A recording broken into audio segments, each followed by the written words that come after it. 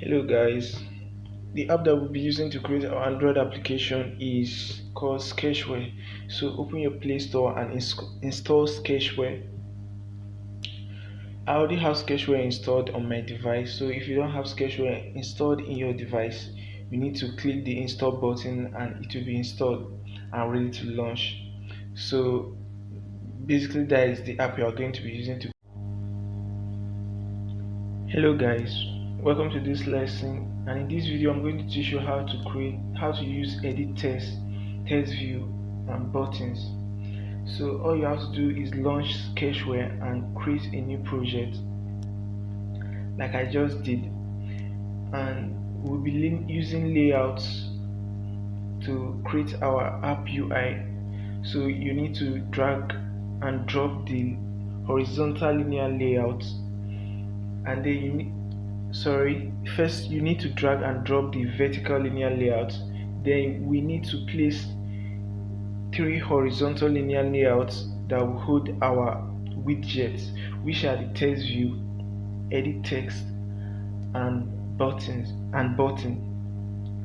So we are going to centralize the button by setting the gravity of the layouts of the horizontal layout, which contains the button widget, to center horizontal and center vertical. So basically what gravity does is that it centralizes any object or anything that is placed in the layout it brings it to the center. So Sketchware has a lot of design options, and it's very easy to implement. You can always play around with these design options, and it will help you build a better UI and stuff. So basically what we are trying to achieve in this this lesson, is to impute a text in the text view, in the edit text, and it gets printed on the text view when button is clicked. So basically what I'm doing right now is that I'm trying to design the UI so we can be able to interact with the application. So like I said, Sketchware has a lot of design options you can actually design from. You can easily set the color of the button, color of the text, the height of the text, and there's this simple user flow hint that I would like to share with you. The standard size for height of buttons on Android app development is 44 dp. So basically that is almost it for the design. So we are in the logic area. So all you have to do is click on the button, and on the event you have to place a text. So we place a view with the text set text. So basically what we are trying to achieve is that when a text is imputed in the edit text and button is clicked, it gets printed on the text view, just as you can see. So let's save our project and run. And one more thing guys, if you are installing an app with Sketchware for the very first time, you need to allow Sketchware to install applications on your device. So you just need to give it some permission. So let's say hello world and button click, and then you see it get printed on the text view. Now let's say welcome and button clicked. Welcome back guys. So in this lesson we are going to do a very simple thing to configure our app, to give our app a custom package name and icon.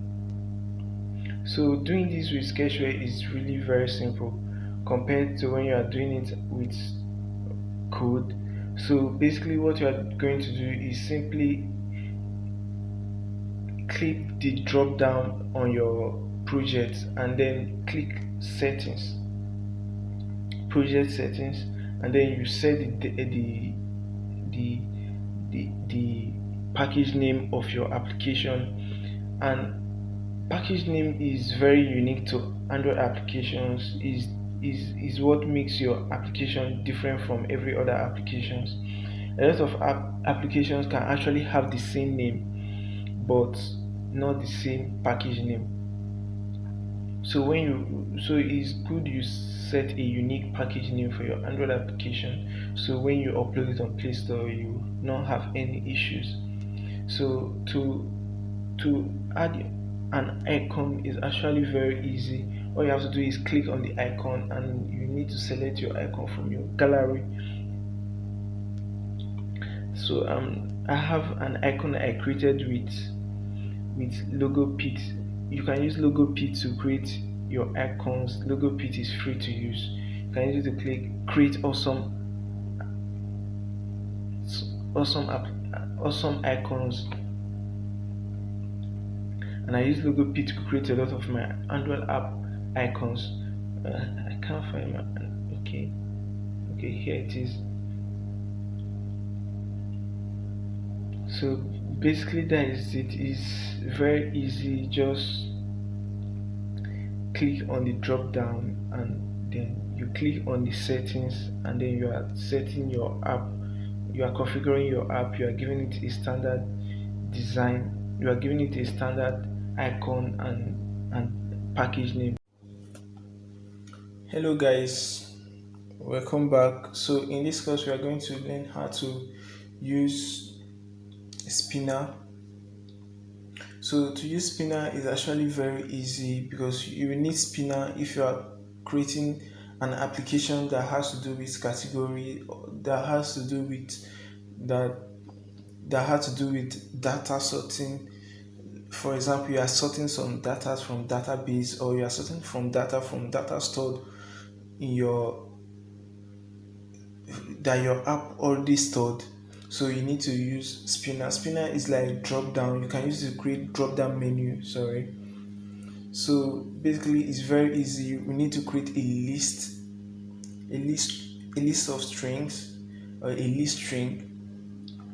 So let's call it spin list, and then you need to add. Then we need to add strings to this spinner we created. So to add string, we need to add a list of these strings, and then we are going to push it to the spinner, to the list. Sorry.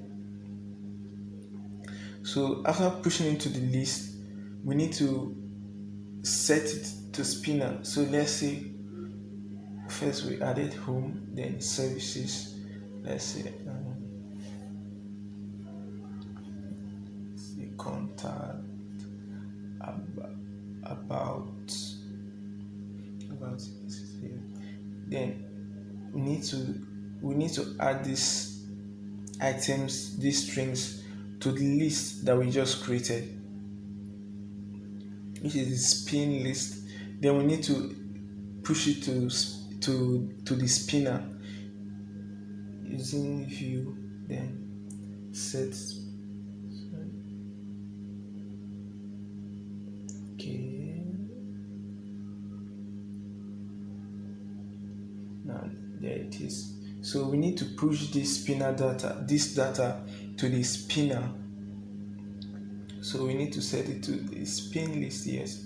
So we need to, after pushing the data to spinner, we need to refresh it so that every time the user clicks on the drop down and then closes it, it gets refreshed and then it closes again and stuff like that. So basically that is it, guys. So let's give this spinner, let's configure this spinner,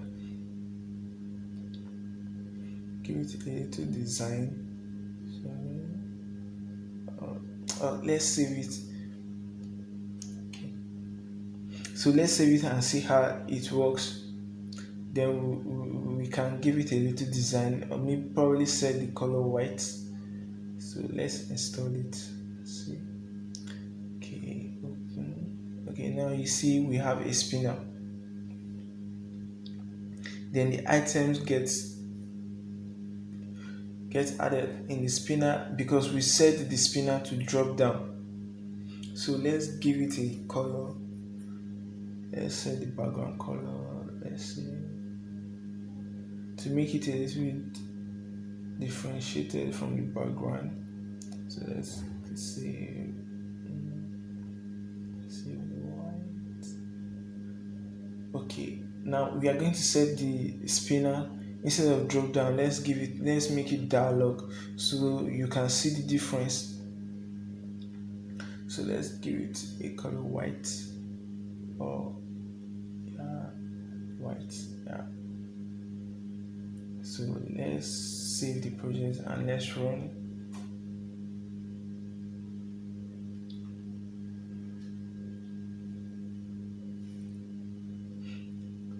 So guys, okay, now it's installed. Now let's open it. Then you can see the hello guys, welcome back. And in this lesson we are going to learn how to use list view. So basically you can use list view to import multiple data from data stored.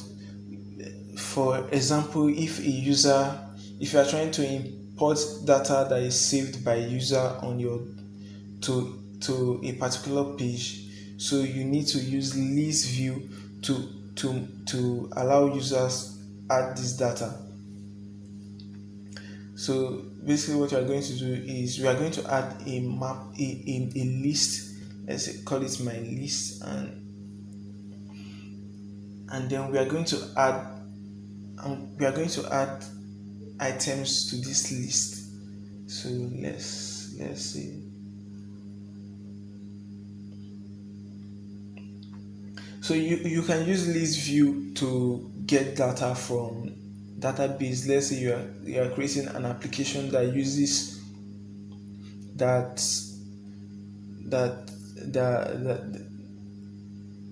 you are updating using database for users to actually check something, or probably an ebook where user read books, and then you need to update it regularly through database. You can use list view. List view is very important. Most people use list view in their applications, and most applications actually has list view, and it's very, very simple to implement. Just like, so basically what I'm trying to do is I'm trying to add items that we are going to place on this list view that we created. So we are going to push these items to a list. Then after pushing it to the list, we have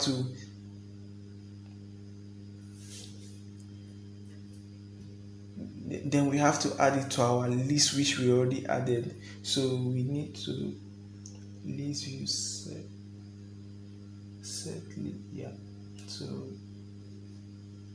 so basically this again. So after adding the items to your list, you need to set it to the list view which we actually added.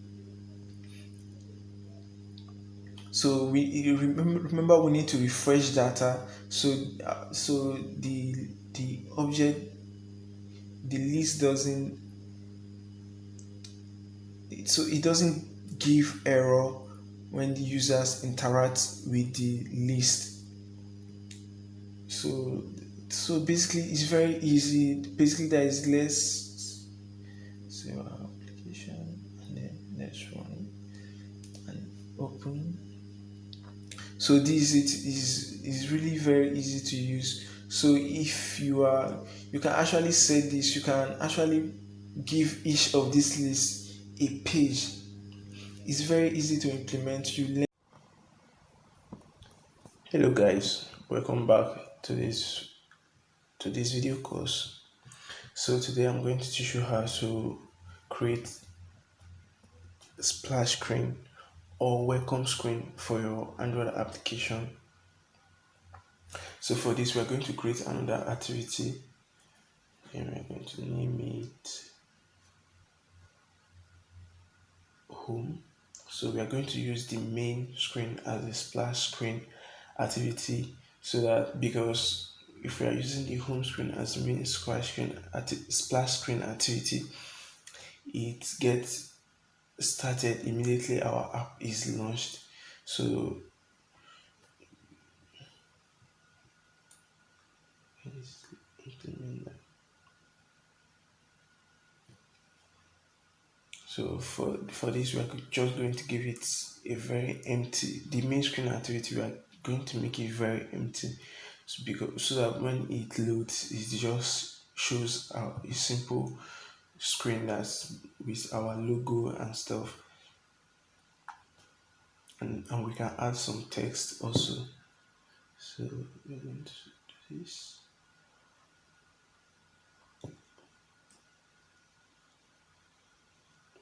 And then we added two horizontal linear views, one to hold our logo and some text, and the other one to show progress bar. Yeah.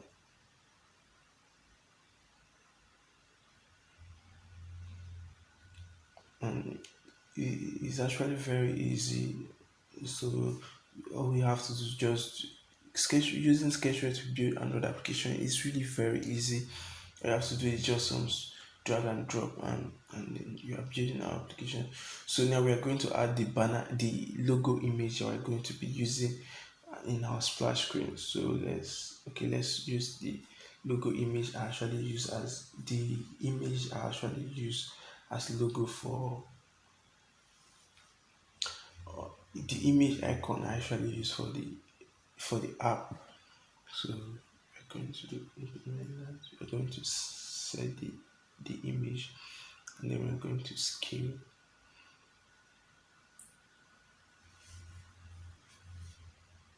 Now we're going to give the width first, 100, and then height 100, and now we have to scale this. We have to scale this image to fit SY.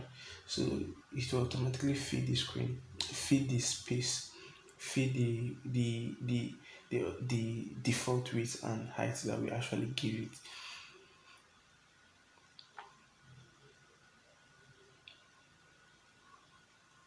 And we're going to add the progress bar.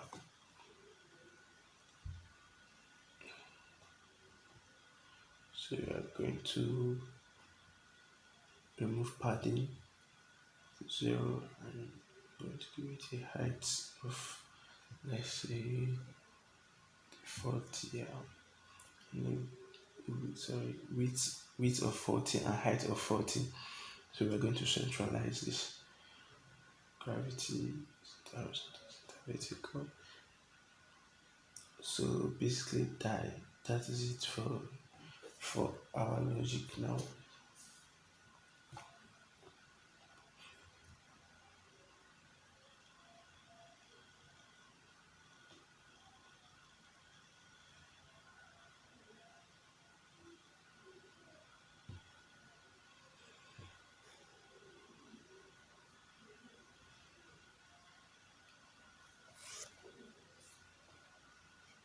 So we're going to go to the logic part right now, and then we're going to create some what happens on activity create.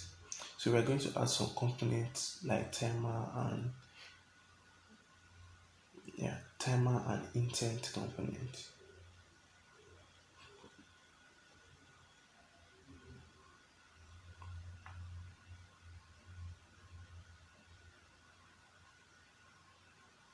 We're going to add timer component.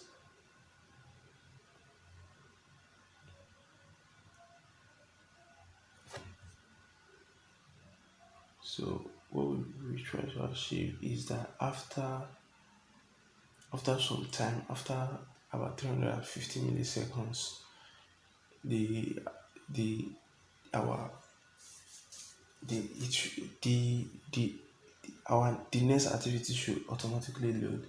So we are going to set the logic here on activity create.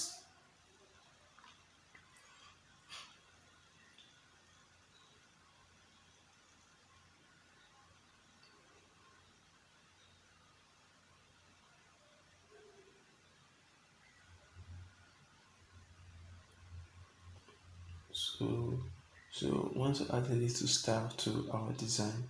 So on activity create, we want to make the progress bar invisible. So we are going to set it as gone. Then timer. Then we are going to give it after 100 or yeah, after 2000 milliseconds. The timer should be visible. The progress bar, sorry, should be visible. Then after, we're going to use another timer here. Like it's a simple logic. After under after 350, that is the total time. So after 200 milliseconds, we should have the progress bar visible. Then after 150 150 milliseconds, we should have the we should run switch to the next activity. So we're going to use intent to launch the next activity.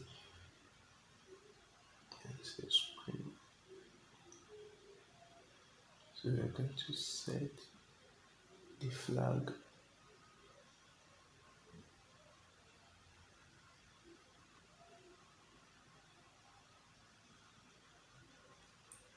So that is it. Okay, so intent. Okay. Home activity. So after 350 milliseconds, home activity, then we are going to say intent flag, search flag, clear top, then intent. So basically that is it, guys, that is it on how to create splash screen. It's really very easy. So let's check our application. And then let's open our application. And then after 200 milliseconds, here is the but we have to do edit the settings so that the so it is differentiate.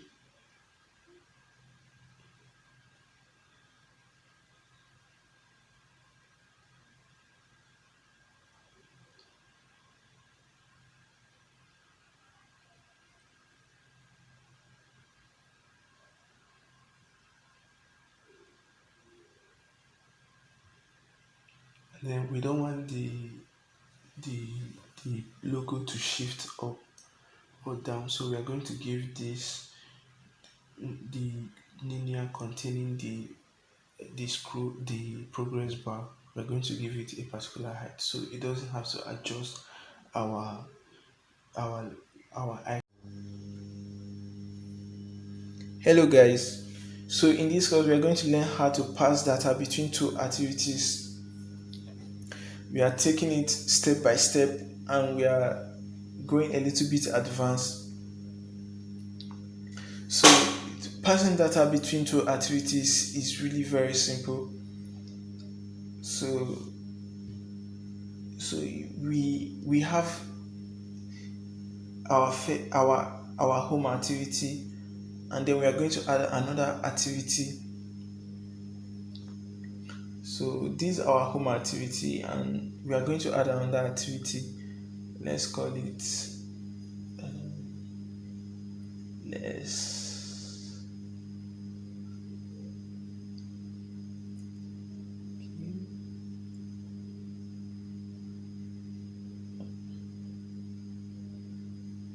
So let's call our new activity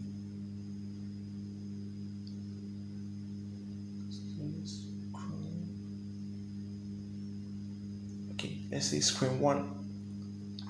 So you can name it anything, so it's so that it's just for practice. So we have our two activities, the home activity and screen1 activity.sml.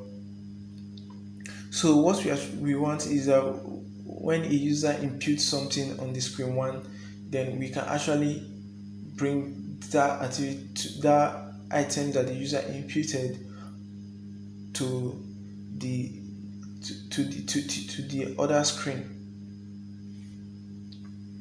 So let's say, for example, you are creating an Android application that has to store user profile and user details. Then you want to pass it from one activity to the other, or you are creating an Android application that has to save user data for later use when they come back. When they come back with your application to visit to use your application, they don't need to enter the data all over again. So basically it's very simple. That's what I'm going to show you how to do right now. So like I said, we are using simple UI design. I'm using simple UI design for this lesson.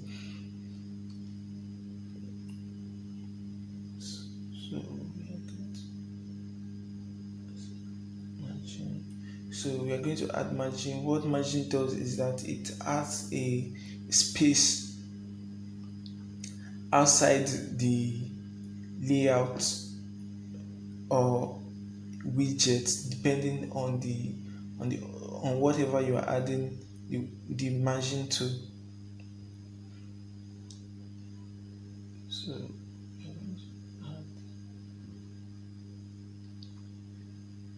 with test view. So let's say, for example, we are creating two test view that stores user email. So let's give it a height 40 and a width match parent, and then we're going to give it a background color white. Background color white. Then we're going to give it a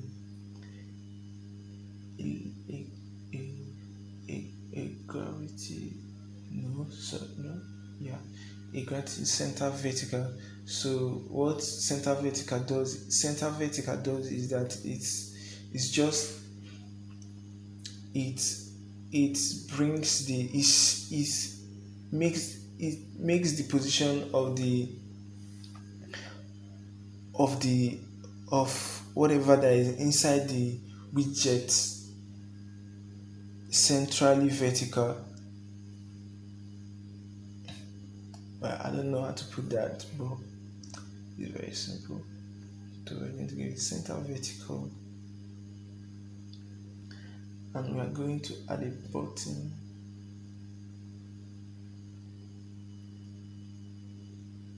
Yeah, we're going to add a button.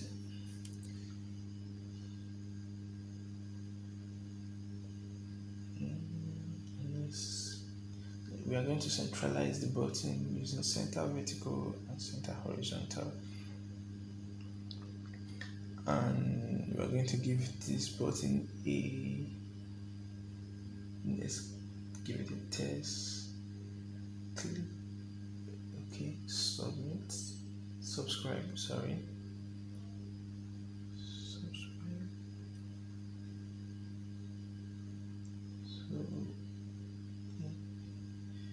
test size, and I'm going to give it a test color. Test color white. Then I'm going to give it a background color light blue to complement with the color.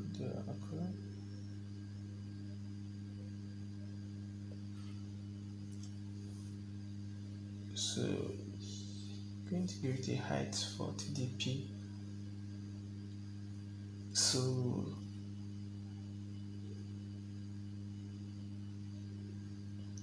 So we're going to get a hint. I'm going to set hint. Hint. Okay, yeah. So we're going to get a hint. You can enter.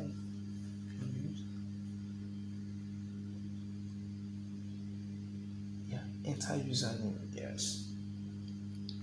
So we're going to basically create a simple application that when a user enters their username and their email address and then they click subscribe,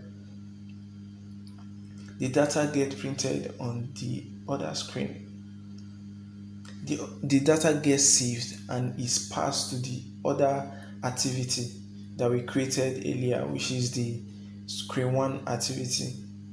Yes. So yes, perfect.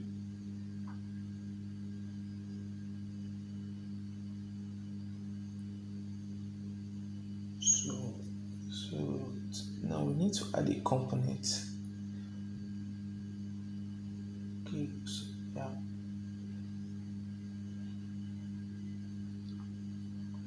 Need to make sure we give it a text input size to 14.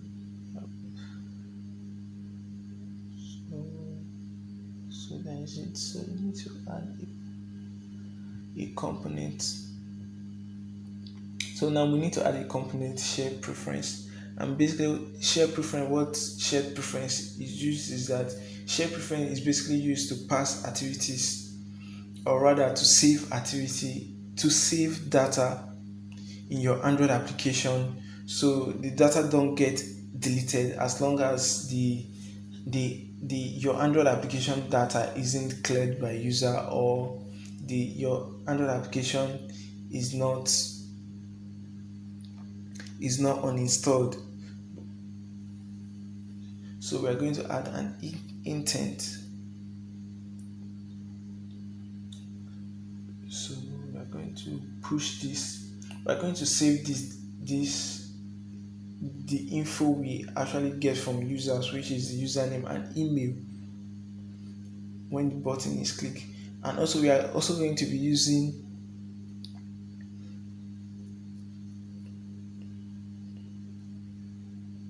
yes. So we are also going to be using the if statement. So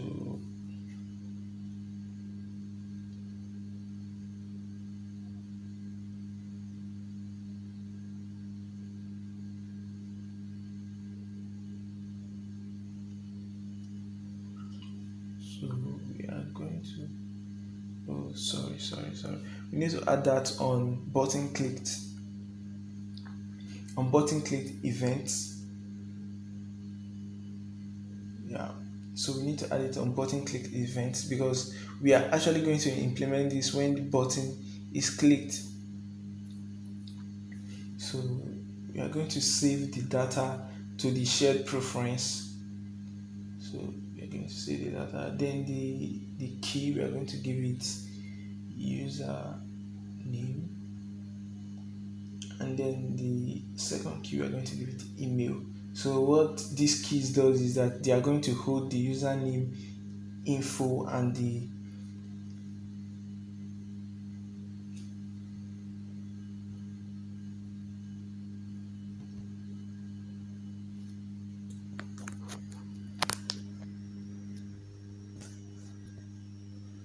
username info and the email info. So we are going to set the data of the value of these keys to edit text one for the username.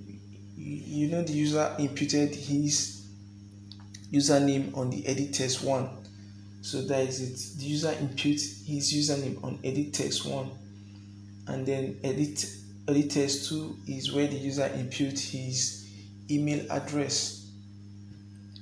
So we need to save it. So basically that is it, guys. We have saved the username and the email address using this shared preference. So we are going to start we are going to start the second screen activity on button clicked, and then we are going to finish the activity.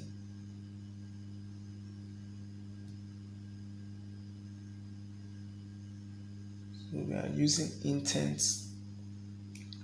Then we are going to set the screen 2 activity when the button clicked up. And we're going to be intent 1. Yes. So basically that is it. And then in the screen 2, we need to also add the shared preference with the same name. With the same name. So we need to add the shared preference, because if you don't add the same name, our application will not be able to read from the shared preference. So the shared preference on the first screen or the initial screen need to be the same with need to have the same name with the shared preference on the second screen. So it is like that if you are also using it on multiple screen, let's say more than 2, they have, and you are saving a particular data, you have to use the same shared preference name to read from that data, as long as the shared preference has a key. It's only that key it will read from.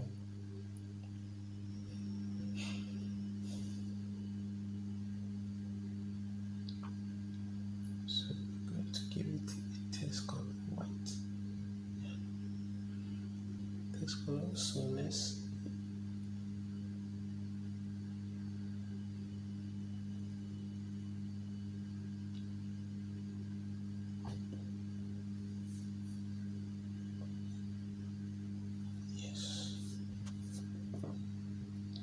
So we are trying to get the data that we inputted in the initial screen on the second screen. So we need to print this data on these test views that we just added. So we print it on activity create. So what activity create does is that immediately the activity is created, or immediately this particular screen is launched or is started, this is the first command that actually run. So the first test is edit test view 1, and the second one is test view 2. So we are printing the username on the test view 1 and the email on the test view 2. So we need to get shared preference data. So that's it. So we select the shared preference, which is the SP, which is the same as the one we created initially in the other screen. So we need to set the key we are getting the value from, which is username and email.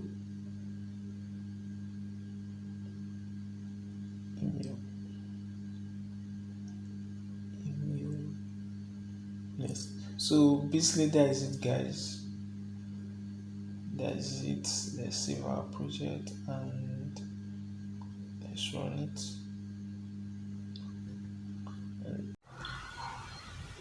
Hello guys, welcome back. So in this video course, I'm going to show you how to create pop-up message or dialog messages. So it's very easy to implement using Sketchware. So to implement that, we'll be using a component on the dialog component in Sketchware. So let's go ahead and just design our dummy UI, and then we are going to implement this. It's actually very easy. So let's go ahead and do a little.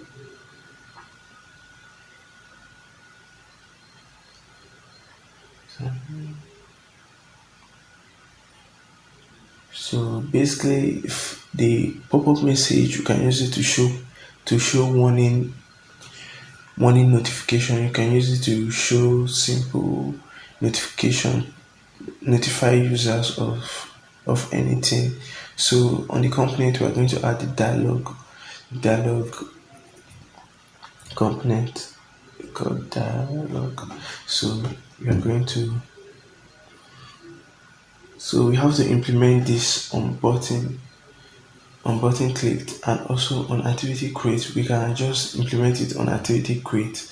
So when the user actually, you can actually use this to create some log,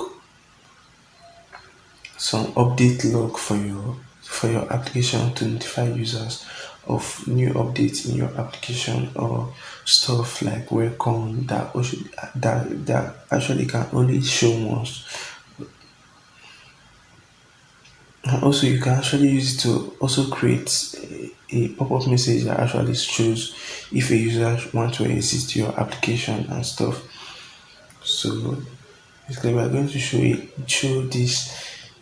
show dialog on two places, like that is on create and also on button clicked. Thank you for downloading this app. So that's it. Then we're going to have a button, OK button. Okay. So basically that is it. So we're going to have another button. Yeah, on button click events, on button clicked. So we are going to equally add another dialog here also.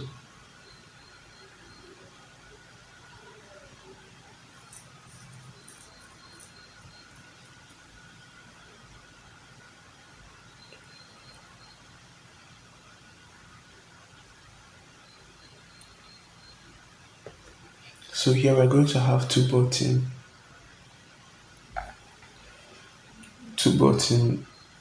on the dialog, OK button, and then the cancel button. So, so wait.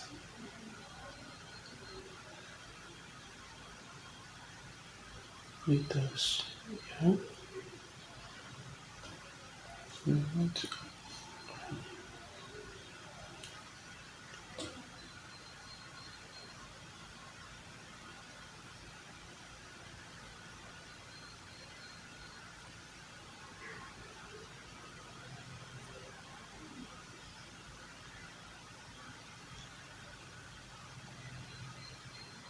So we're going to toss a message. Yes, let's toss a message when the yes button is clicked, and also when the no button is clicked. So we can actually differentiate.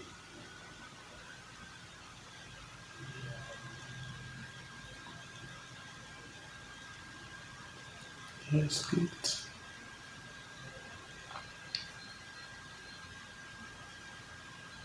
no clicked.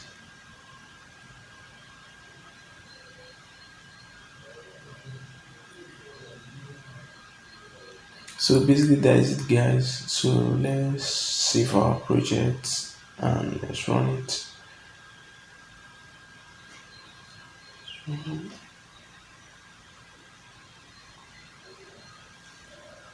One more thing.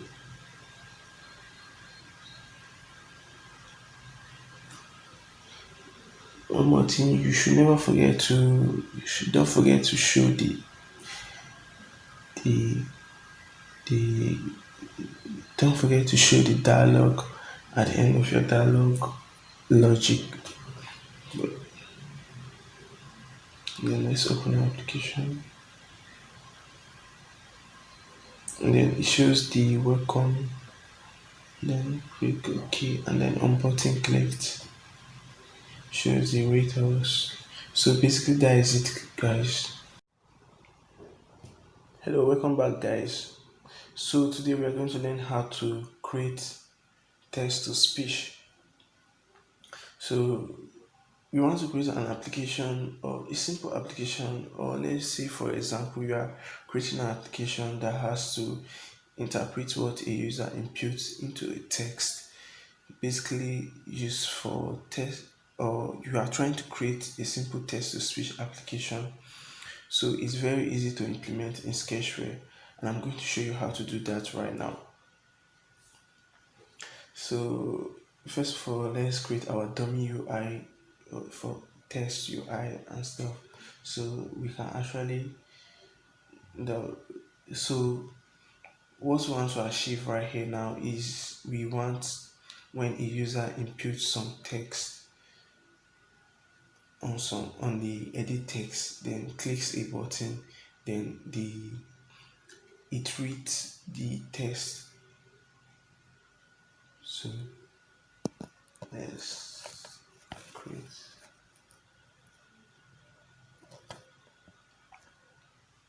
So let's give this text the text. So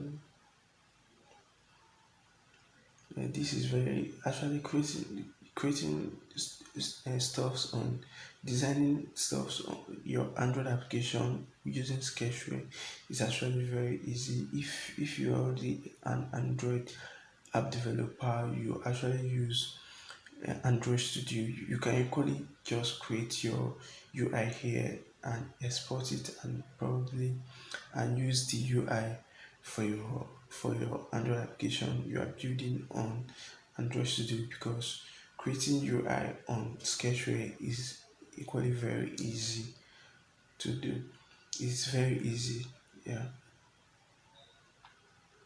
So we are going to do this, and it's very fast also.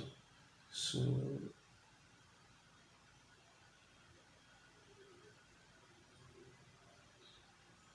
Scalar.c speed. Yeah. So the background color blue. Yes. So that is it for our UI. Think.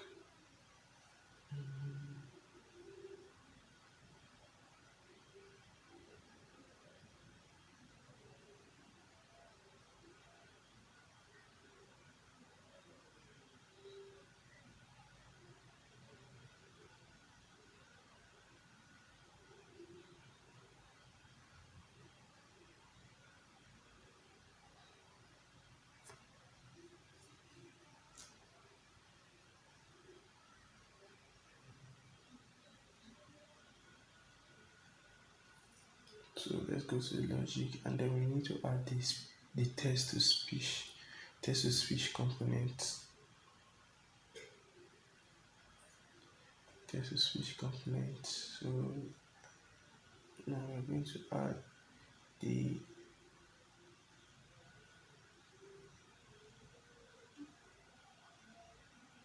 button click event create.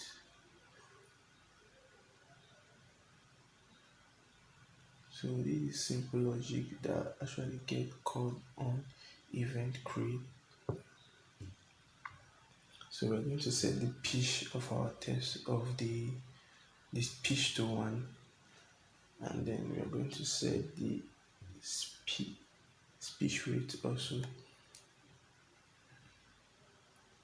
We're going to on button clicked. Yeah. So on button clicked, we are going to read the text on the edit text.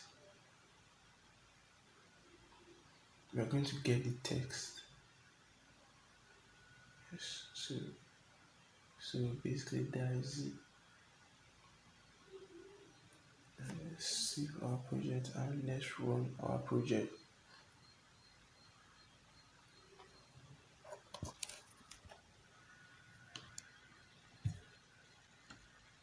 Let's open our project.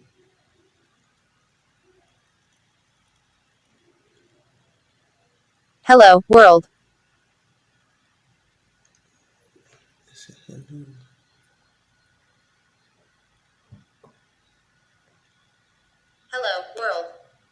So our text switch is actually working. Let's try another text. Hello, come, my name. Hello, come, my name. Hello, welcome, my name is John.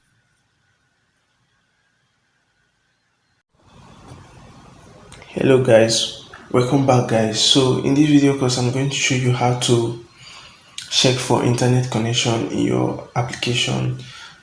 So if you are using a web view, so if you don't want the default web view to show, you can actually check for the internet connection, and when there is no internet connection you can show a custom message instead of your app to to show the normal web view error. So basically it's very easy to actually do. So to do that we actually need to input the web view. Yeah, so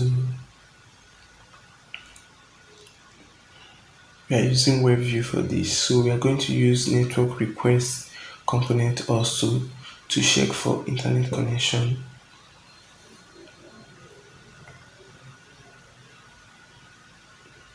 So other internet connection. So we need to add something that a website that actually gets loaded when on the activity create, that we need to add a website that will get loaded when our web view on the activity created and our web view on our web view, sorry.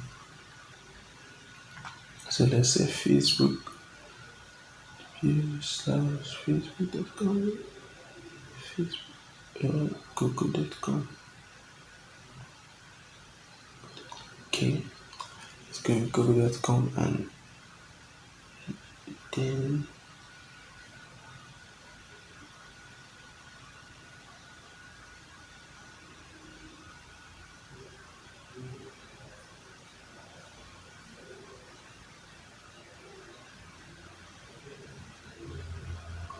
so basically what we want to achieve right now is we want to check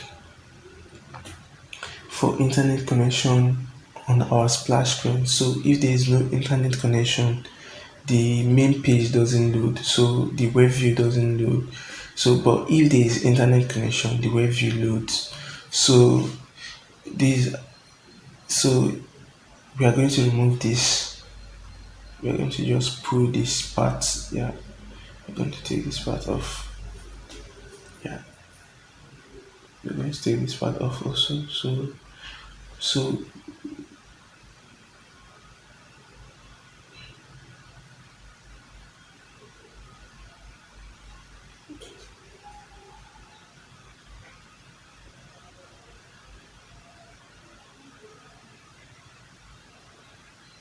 we are taking it off. Yeah, so we need to check for internet connection here. So we need to check for internet connection. So yeah, we need to check for internet connection after 200 milliseconds. To check for internet connection using the method get method, and then we are going to use Google also. HTTPS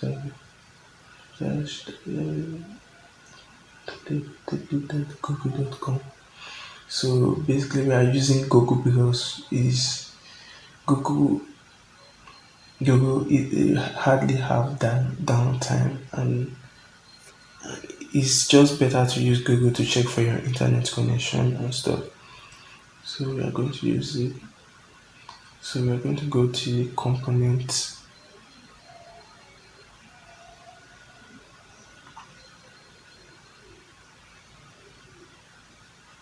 Go to the component, then on response and on error response. So we're going to go on response. That is when there is internet connection. Then we are going to show. We are going to switch to the next screen, to our main screen.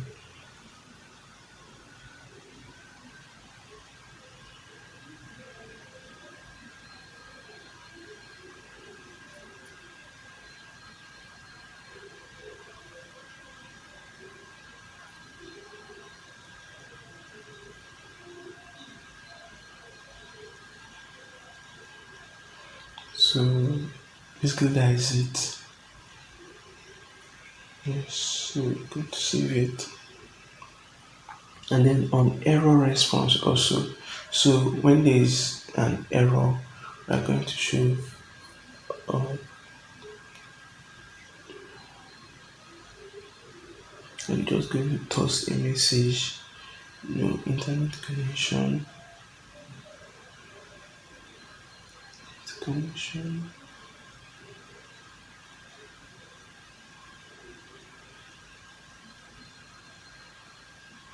Detected. So basically, that is it, guys. So you can show the error message from the internet connection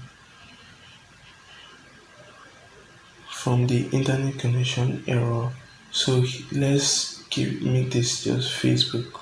So it differentiates our the internet the let's just make it Facebook so that we don't have two URL, so it doesn't get you confused about the URL we are using, the links we are using. So you can actually use any link of your choice. So let's save this and let's run.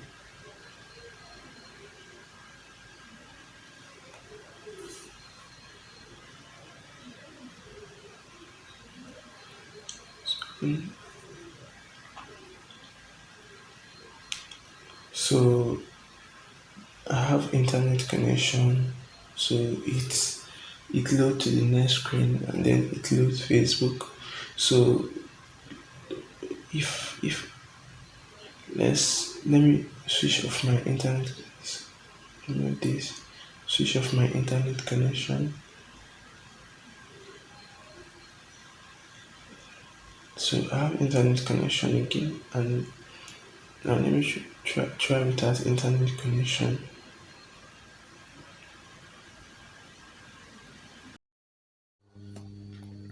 Hello guys, welcome back to this video course. So today I'm going to show you how to enable login authentication using Google Firebase. So basically in this course what we are going to be doing is to create our login authentication UI. So we are going to design the different pages for our login registration for our registration app. So basically what we are trying to achieve is to enable login for users to actually register in your application and then to be able to sign into your application, just for in case you are creating a chat application or an application that just requires login authentication and stuff like that. So basically this video is what we are going to be doing. I'm just going to for this part of the video, the first part of login authentication video, we are going to just create the UI. You can skip this part if you don't want, but it's just basically what we are trying to do right now is just to create the basic dummy UI. Is I want everything to actually be in the course, so you actually see how we are actually doing everything and you follow. There's no hidden stuff, so everything is actually done using Sketchware.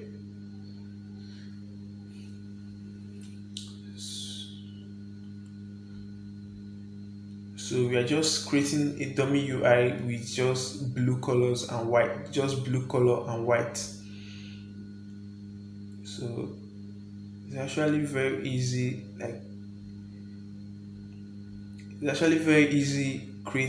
creating UIs with Sketchware, because if you were to do it on Android Studio or you're actually programming this stuff, it will take much time and stuff.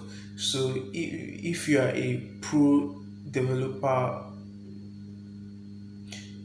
Sketchware can equally make your work very fast, because you can actually design with Sketchware and export it to Android Studio. Yeah.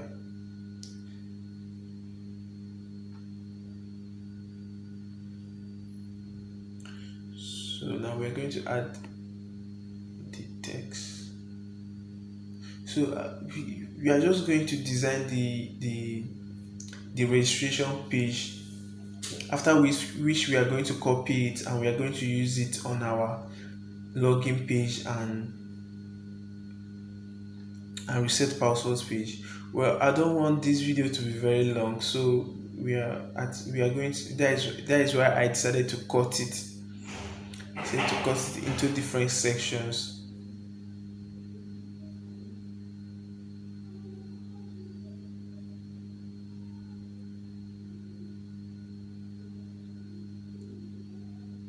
So we are going to add these test views that will hold our username, email, phone number, and password.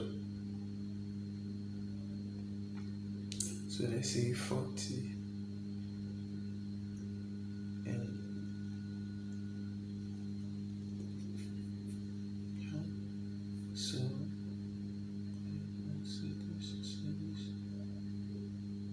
we have to set that so that the text will be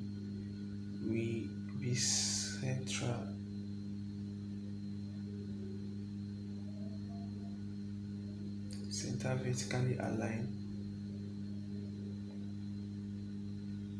So actually using Sketchware to design is actually very easy. Sketchware has a lot of design options. You can actually use them the way you want. You can actually play with them and you'll be perfect with them. It's also good to actually know color combinations.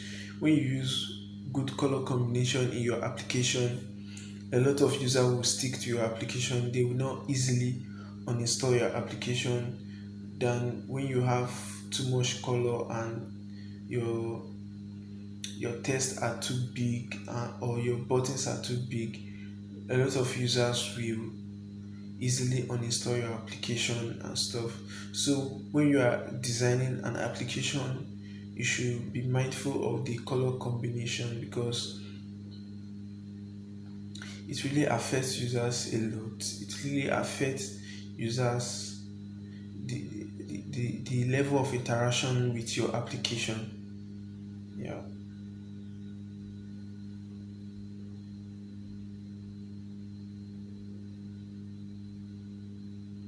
So basically we are going to add two buttons, one for login and the other for registration, to move to the next page for login, and the first button is going to be for to authenticate registration, and the second button is going to be for to move to the next page. So in the subsequent classes, or subsequent in the next video, the next two video, we are going to actually link our application to database online, that is to Firebase database online.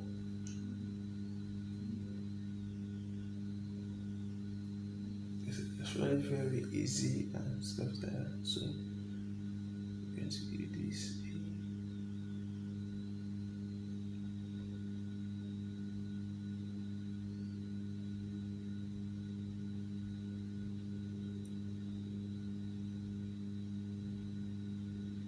Page start.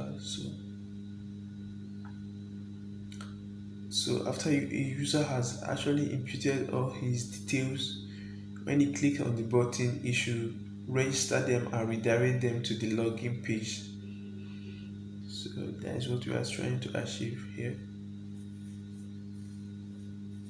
200 p. Yeah.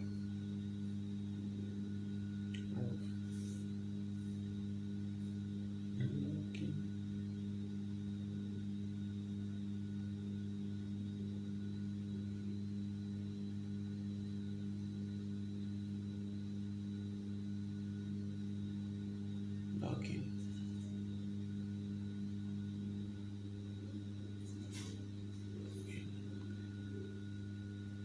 So this button is basically for to redirect users to the login page if they are already registered.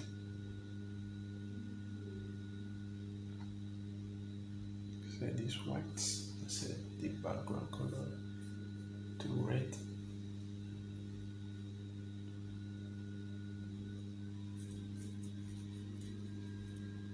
So yeah, exit.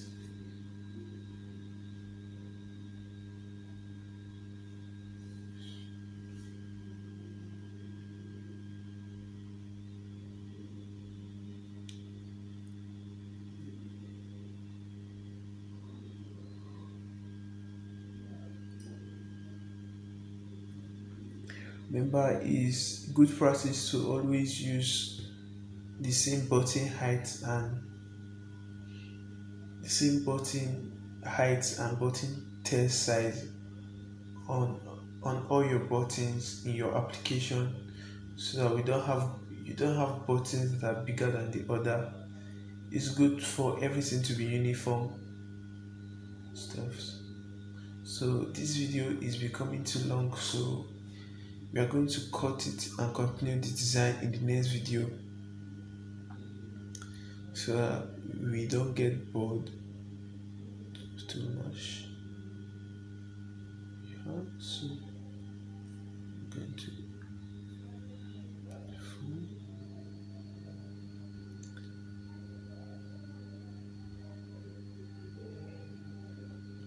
it's actually very easy to create Android application using Sketchware.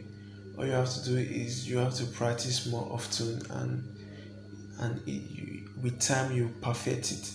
So the more practice, the more you perfect it. Password.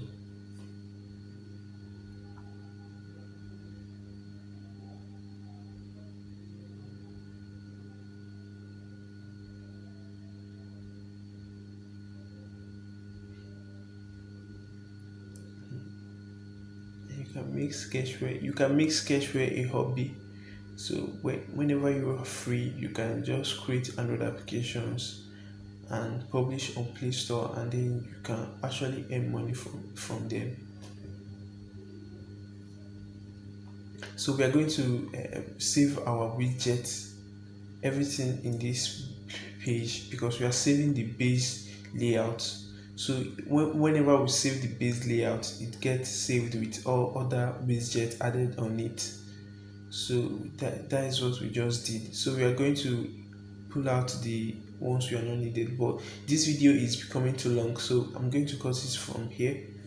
We'll continue in the next video. Thank you. Hello guys, welcome back. So in this video course, we are going to continue from where we stopped from our login UI design. So we already created the login page and we've already saved it.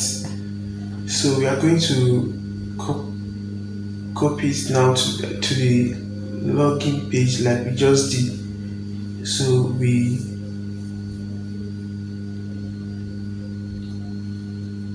are going to edit some stuff on the login page. Yeah. So basically we have already created the login page, so it's not going to be tough anymore. So we are just going to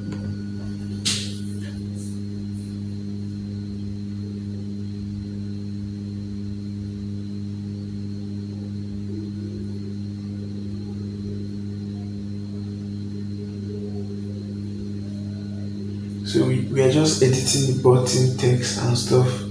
So it's actually so that is it.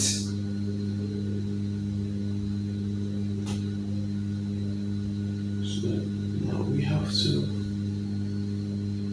actually add another button that will enable users. We are going to add another button or a clickable text view that will enable users to actually reset their password if they have forgotten their password. So when you actually enable login authentication using Firebase, you can actually ask users to request password, and Firebase will automatically send a link for users to actually change their password to their email, to the user email.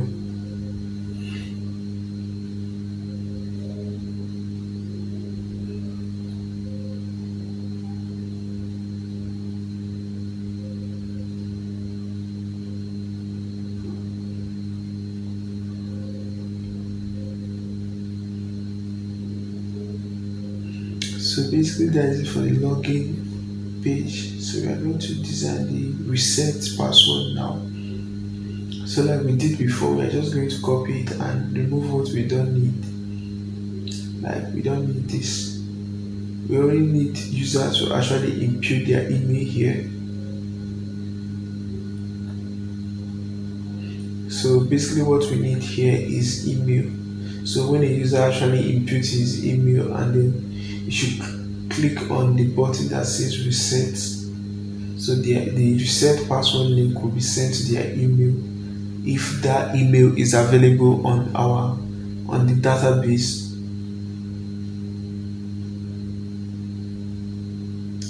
So it's actually very easy to do and very easy to authenticate.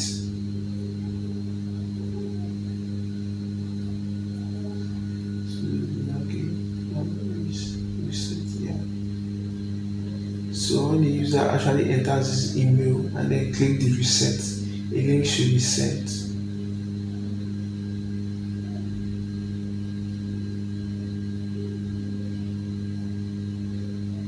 So basically that is it. We have all our pages running now.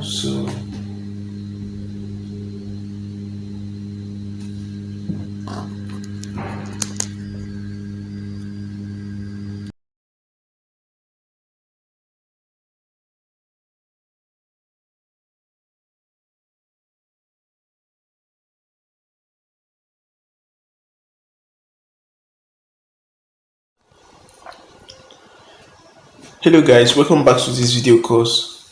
So in this course we are going to integrate Firebase to our app. We already have our UI ready.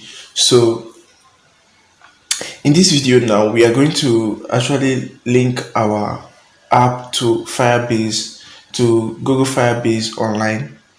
So now we need to activate the Google Firebase by registering for Google Firebase account, and then we need to get the details.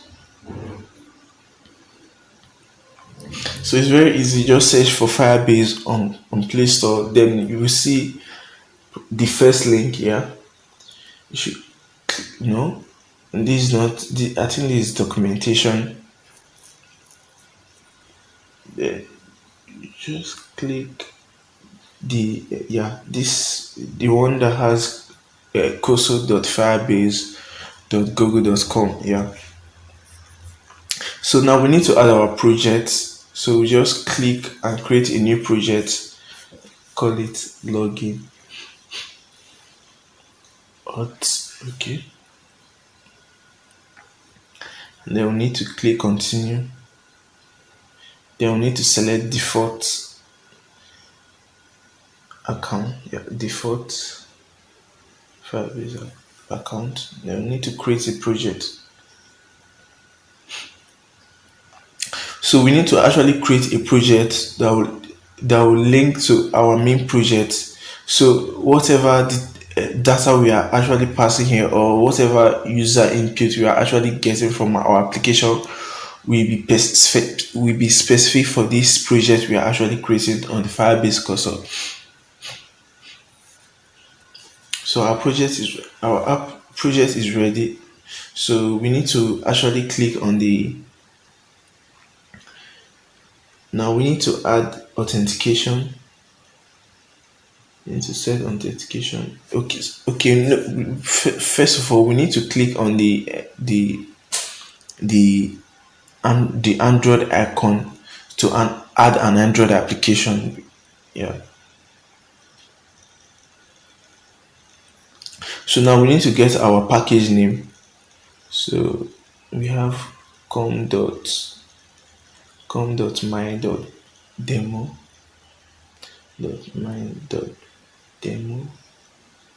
Yeah. So we need to click register.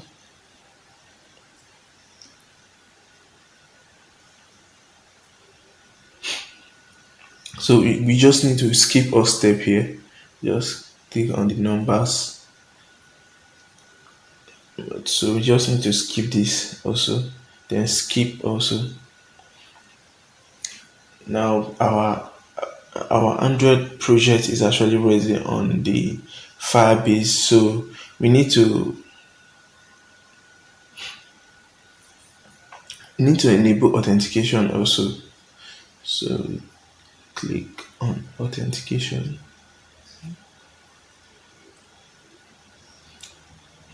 Click on authentication. Now we need to set up our authentication. So to set it up, set up sign-in method. So we need to enable email password, enable, then email and save. Then we need to enable anonymous sign up and then save. So basically that is all for our login authentication. So now we need to get the data of this. We need to get the data and link it to our Android application. So click on project settings.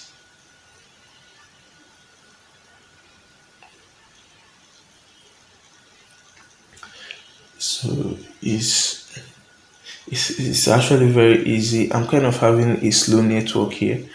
So we need, first of all, what we need right now is our project ID. Let's go back to the project and see what we need to authenticate this. Go back to the library and then, okay, we need project ID. And then this is our project ID. We need to copy it and then we need to paste it. Paste that here. Then we need to get the app ID. Okay, here it is. To copy that, then we need to paste it here. And now we need to get the API,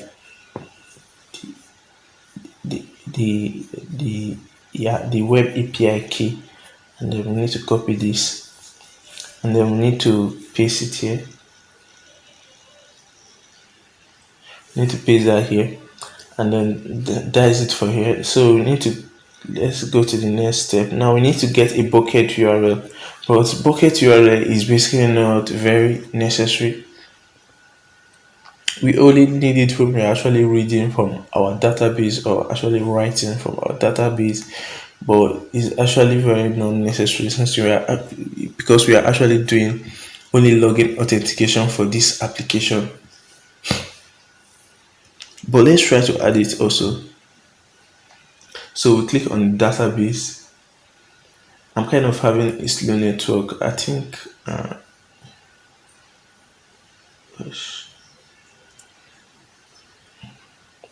kind of having a slow internet connection here.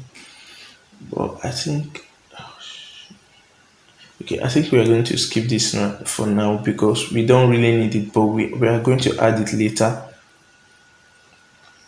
and save it. Our project will still run very well. Then to use Firebase library, we equally need to enable app compat app compat activity also. Library, sorry, also. So basically that is it. So let's go ahead with our app logic and then enable the signing and to enable the authentication to actually work in our Android application. Because in the previous lessons, in the previous videos on file-based authentication, we actually did more on the UI. So this is just a UI with no logic.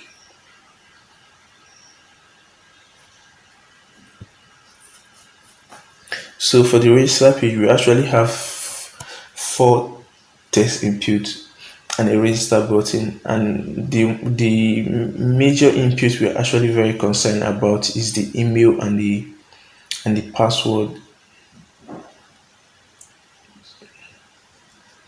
Is the email and the password, because basically that is what we need to actually authenticate user signing. Yeah. So we are actually going to use this block here. That's on button clicked.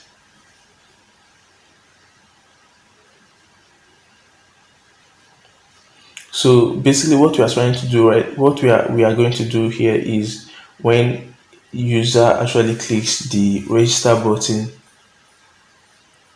then it actually gets the input, the user input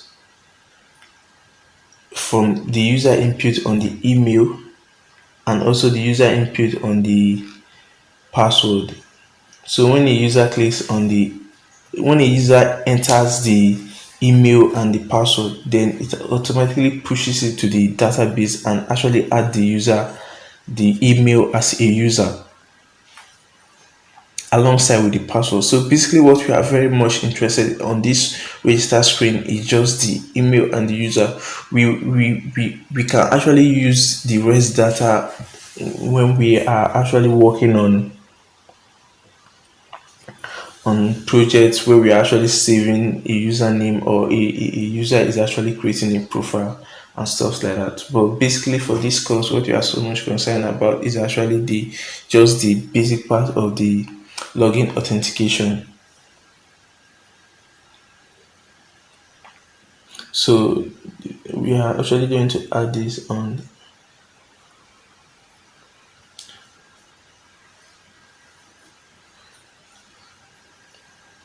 So when a user when a user sign up is actually is successful. So we are actually going to toss a message that says sign up successful, and we are also going to re, set our login screen so that the user can actually log into their account, can actually log into the app. So now we're going to it. So we are taking the user back to the login page so the user can actually log in with their email and the password they actually inputted on the register page. So basically that is it for the register page. So now we're going to actually authenticate. We are actually going to check when a user actually inputs his data on the login page to check if the data is actually available on our database also. So we're going to also add this.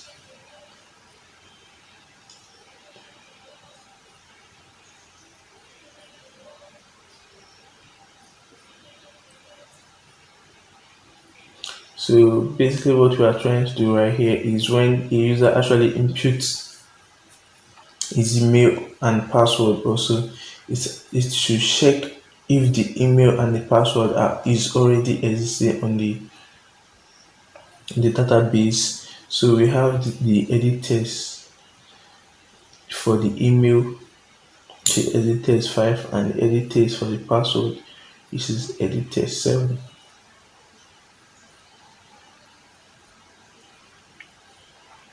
So basically that is it. So but if a user sign up and is actually successful, nothing happens, but then we need to sign this. We need to actually add this also. So you are going to toss a message when the sign in successful. On signing successful, you are going to toss a message that say login successful.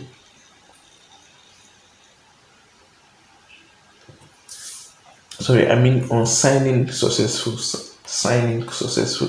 We're actually going to toss a message that say login successful, and then we are going to.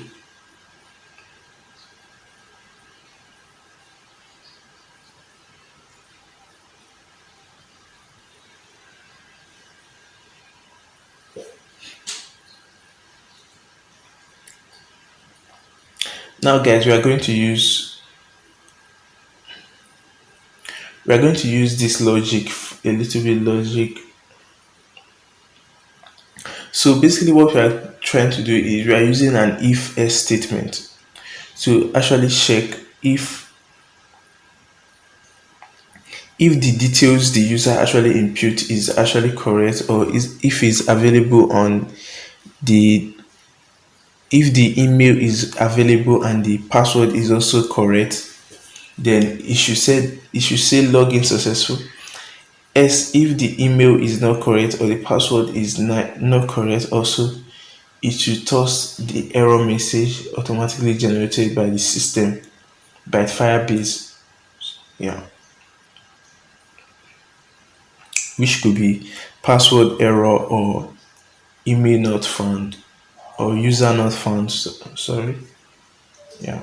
So basically that is it for here. So we are going to go.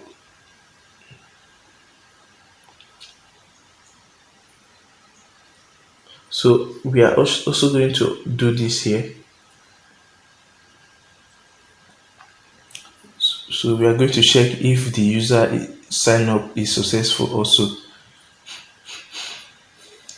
Then if it's not successful, if user sign up is successful, then it should say toss a message that say sign up successful. Then also redirect the user to the login page. And if it's not successful, it toss a message also, an error message. Sorry, also.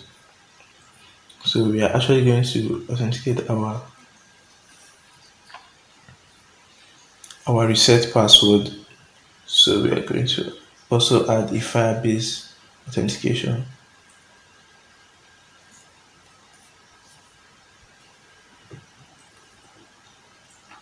So we have edit test 5.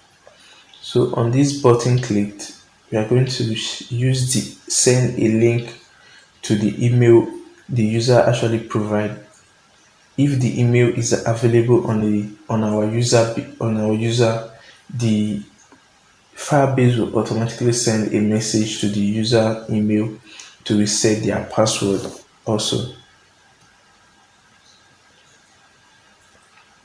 Authentication. So we're going to use a test view. We're going to get a test view.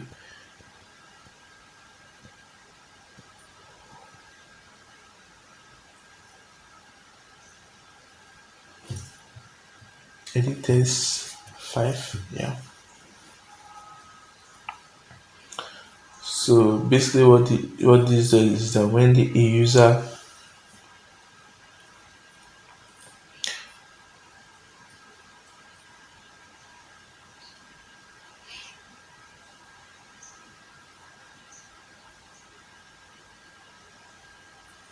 so basically that we are almost done with it. So we need to actually enable these buttons also.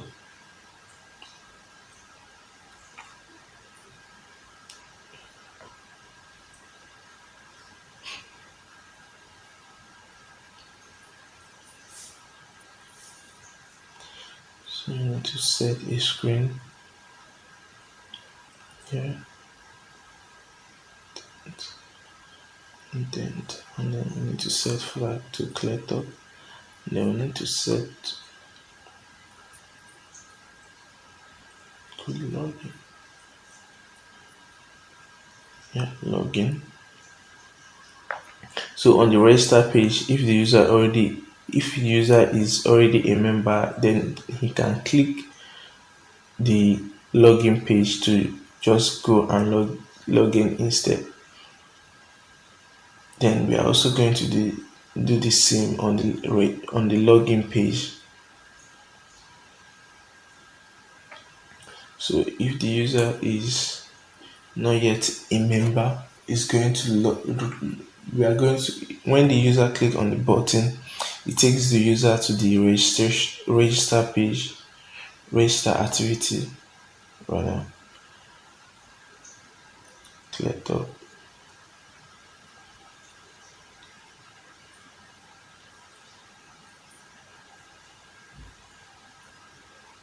So we are going to also we are going to also load a screen here to, so when the user actually click on forgot password, then it will also redirect the user to the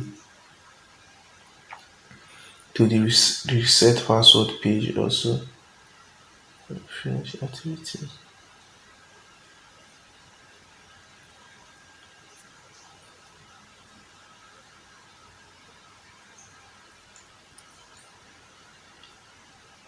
We'll reset activity. Yeah. So basically that is it. We are almost done here. So right now we are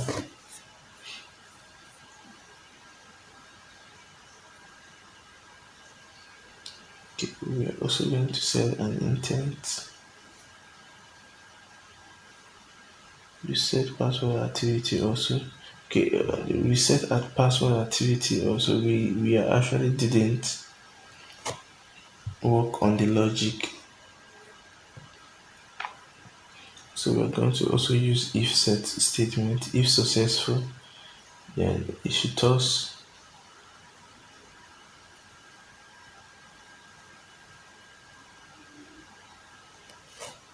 Then it should toss a message and also redirect user. Please check your.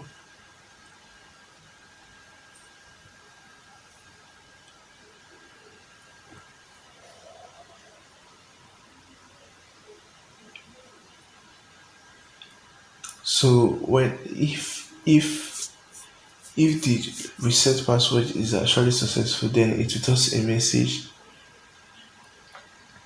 Then if it's not successful, then it will say we will password reset not successful. We just toss a simple message that says password reset not successful stuff. So basically that is it, guys. So we need to check some other stuffs to make sure.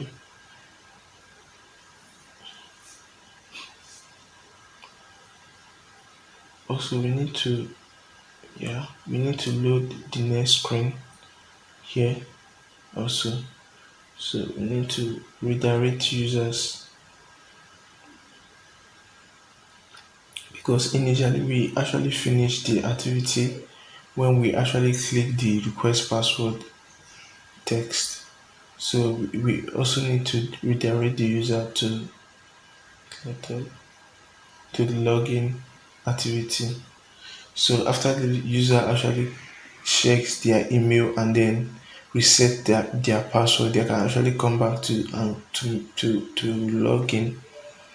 Then also on button to click. Assuming the user is not yet a registered member,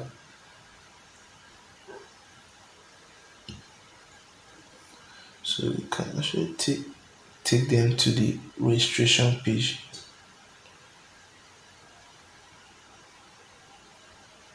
Register. So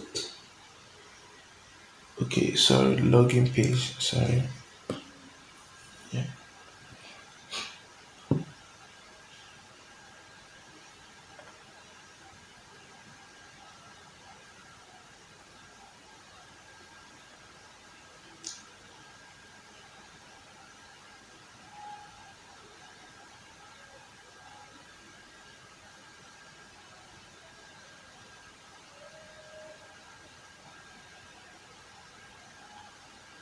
So basically this home activity, we need to actually set something here so that when the user actually log in successful, it's going to load this screen here. It's going to load this extra home screen. So we are going to just show a little message, something with like welcome stuff. Just write welcome.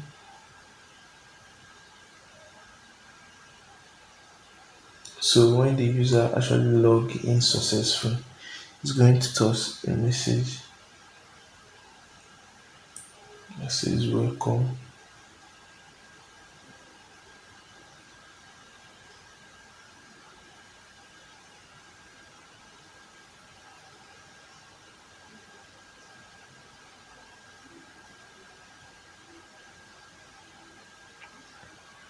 And also we are also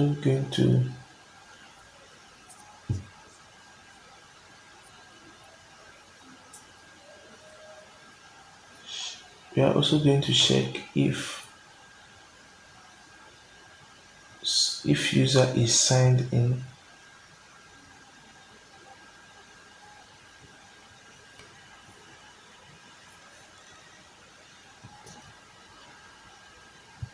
If user is signed in,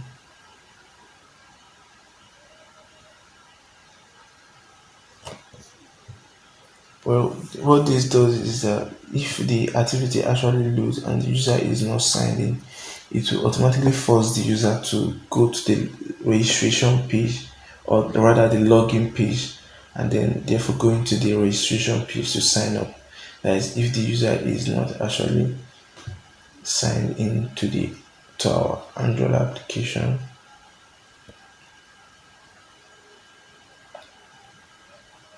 So we are going to use intent here.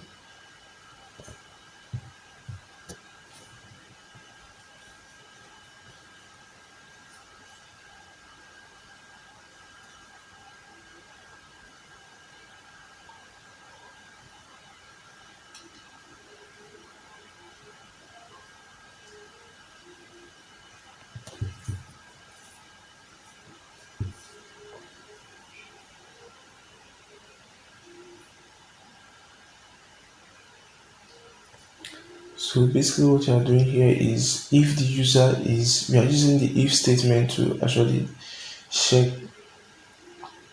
if the user is signed in, then it should do nothing.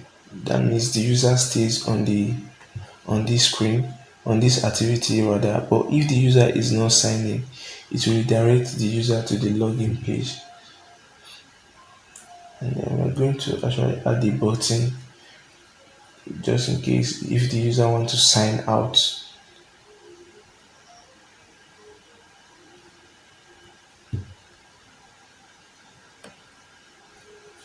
So on this button click, the user can actually sign out of the application.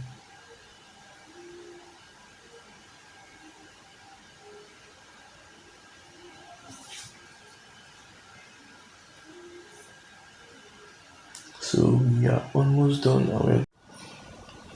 Hello guys, welcome back. So in our previous video, we actually have some bugs on our login authentication app, like the text is actually white, so we actually have to just change that.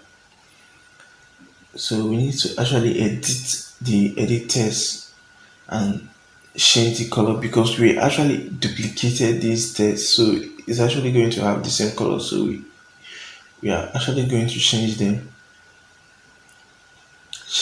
text color to black. Yeah,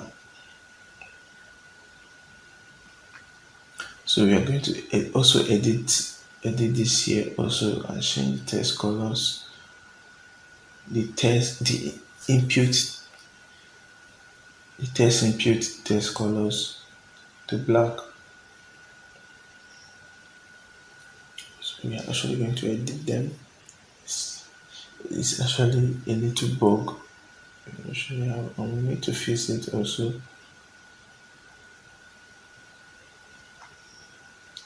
So, so basically, okay, we need to also edit the reset password page and edit this also because it is also, yeah, it's also having the white test.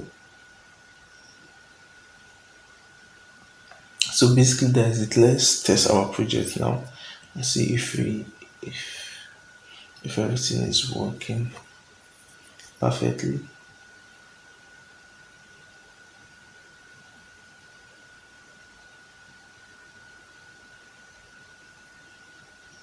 So, so let's install this and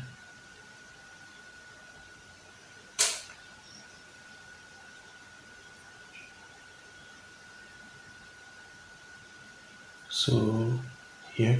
So basically let me try to actually log in to see if it will work. To log in or if it will tell us an error message. See 1, 2, 3, then log in. Then it tells a message there is no user because the email is actually not on the database. So we need to actually sign up.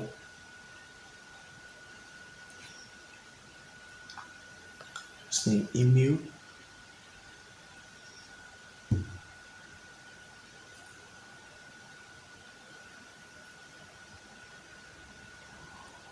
So let's see at example.com. Now we need to actually put a phone number. So I'm going to just use some random number. I'm going to use some random number. Okay. Then password. I'm just going to use a simple password 1, 2, 3, 4, 5, 4, 3, 2, 1. So let's register. So it was a message that sign up was successful. So let's go ahead and log into our app at example.com.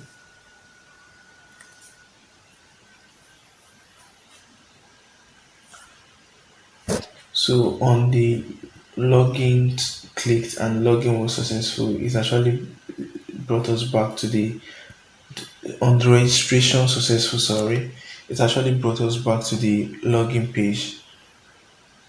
So we actually successfully logged in. After registration we logged in. So that is working perfectly. Now let's check the sign out button. Oh, the sign out button is not actually working. So I think we didn't actually do any algorithm on the button also. So yeah, here it is. It's actually empty. So we need to use the Firebase sign out block.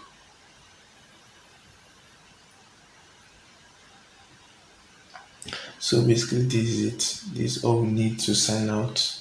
Then we need to actually go back to a page after sign out. So we need to start the login page.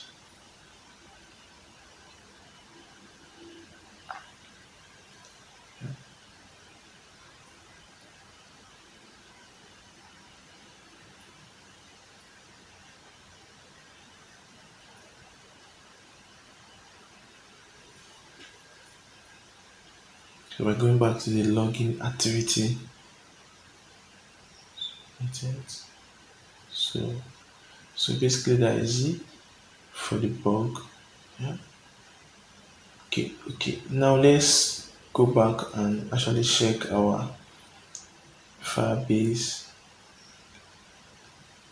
Let's check if we can get the bucket URL now, which is actually very not necessary because we were actually able to log in and to register in our Android application and also to successfully log in without the bucket URL. Bucket URL is only very necessary when you are actually uploading a file to database. You actually need the URL of the Firebase storage. Yeah. So we need to actually add a real-time database, sorry. So basically this is it. So here is the link at the top of the table page. Yeah. So basically this is the link. So we need to just copy this and paste it right there.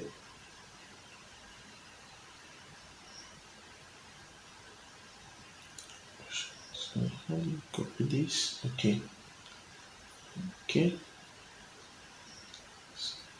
So we need to paste it here. So that is it. So we need to save this.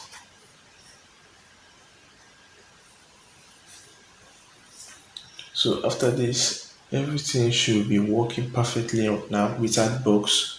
So our application does not have bugs now. We actually fix our bugs now. So basically that is it for the section of the course and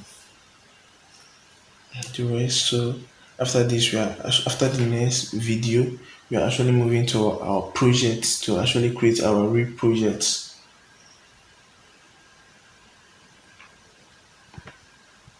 After the next video, which is actually the AdMob integration. So we are actually moving to the next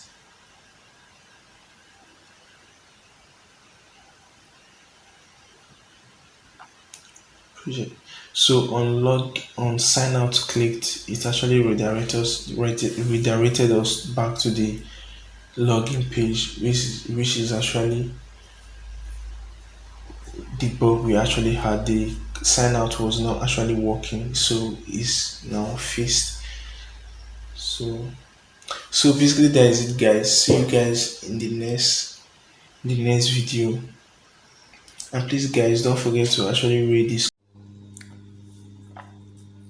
Welcome back, guys. So in this video course, I'm going to show you how to monetize your Android application with Google AdMob. So to monetize your Android application with Google AdMob is very easy on using Sketchware. All you have to do is you have to sign up for Google AdMob on AdMob. So you have to visit, just search Google AdMob on Google, and then you will see the link to register for Google AdMob. So you can monetize your Android applications and actually earn from them. So in this course, I'm going to show you how to implement AdMob interstitial ads and AdMob banner ad. So it's very easy. We are going to I'm just going to design our UI, and then I'll show you the logic part. So let's go ahead and do that.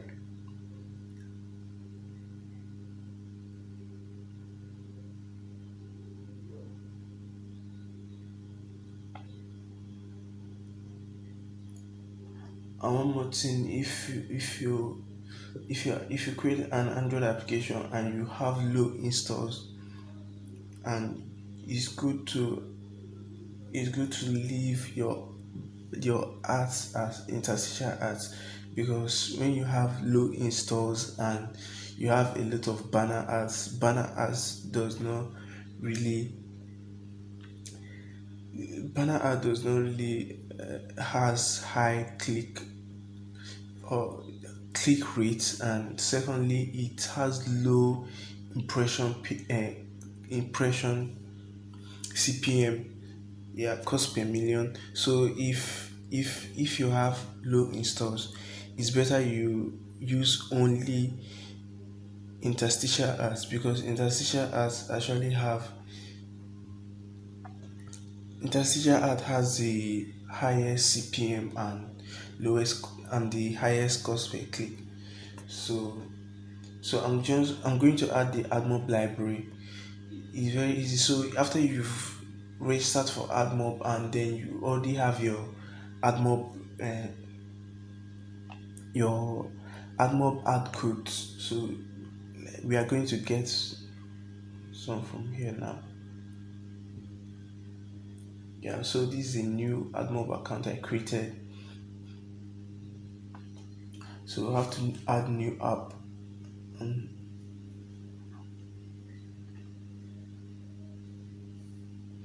so yeah.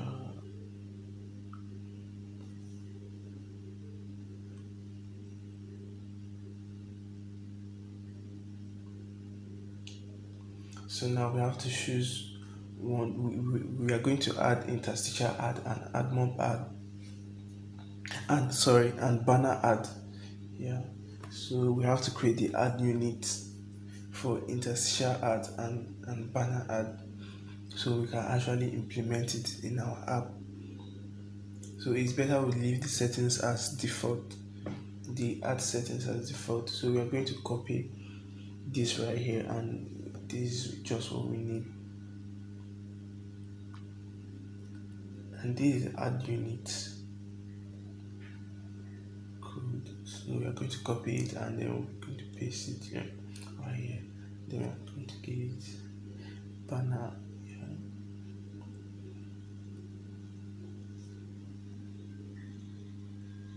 Then we're going to copy the interstitial ad. We are going to add another ad unit, interstitial ad unit. Yeah. Yeah.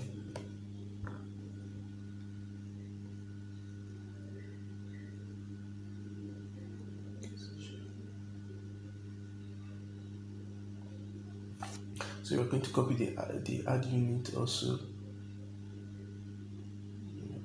Here, and that is it. We are done here. So we are going to add it here. And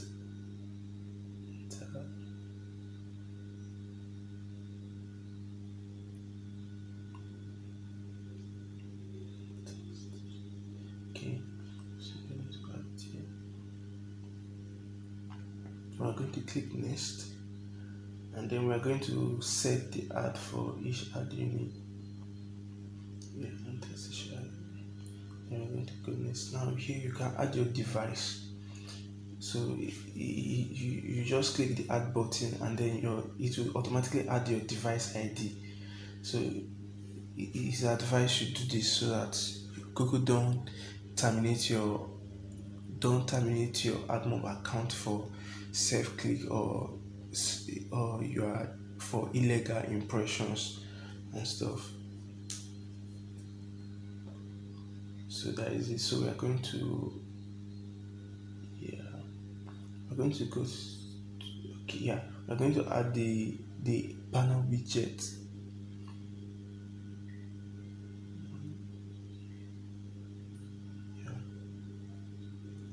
So it's very easy. So on the event on create,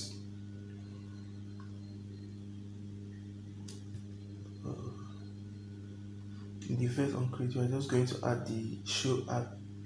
Yeah. So that is it. That is, we have successfully implemented banner ad. It's as simple as that. So now we're going to add the AdMob ad for interstitial ad. So we are going to add the component. It's called the AdMob. Yes. Then we're going to add the on button clicked event. So this is what happens when the button is clicked. So when the button click, it pops up AdMob interstitial ad. So that is it. We have to create it and then load it. And then we're going to go to the component, and then the on add loaded is going to show ad. So we are going to add this component show ad.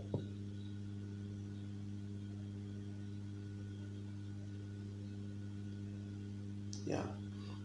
So on add loaded is going to show ad. So basically that is it. It's very easy to implement. So let's save our project and run.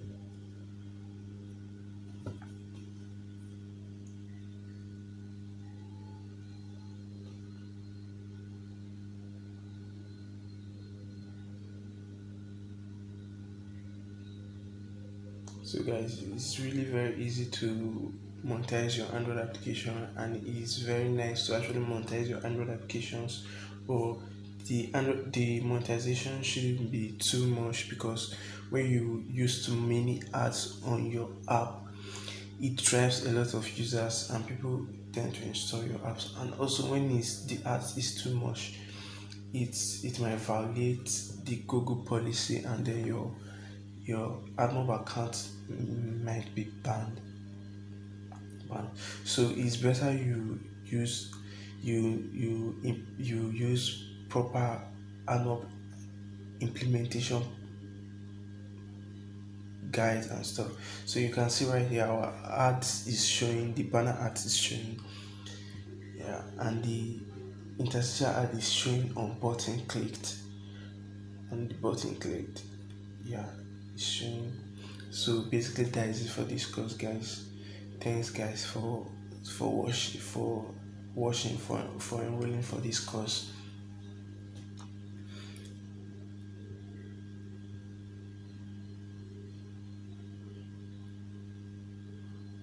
So let's try and change the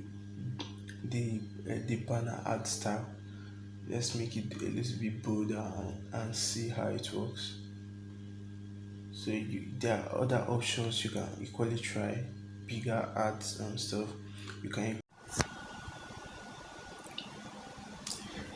Hello guys, welcome to this course.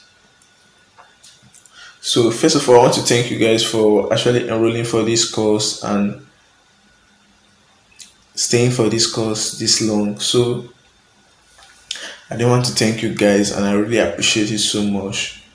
Thanks for the support, and I hope you really learned something from this course, So in this video, we are going to actually create our calculator, we're going to convert a website to Android application. So basically you can use this method to convert any website to Android application. Well, converting any website to Android application is actually something that is actually very, very high in demand, because a lot of people want to create an Android app for their website and stuff like that, and also to monetize their website. So you will definitely get a lot of clients, or that want to convert their website to Android application on Fiverr also, and on Upwork. So it's actually very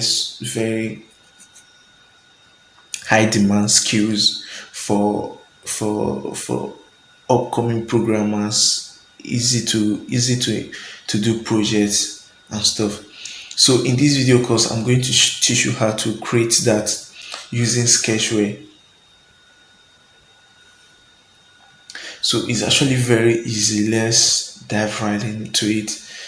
So basically, for now, we are going to create our splash screen like we are doing here. It's actually very easy. The same method we actually used while we started this course, the same method we are actually using here. So we are just going to create a simple splash screen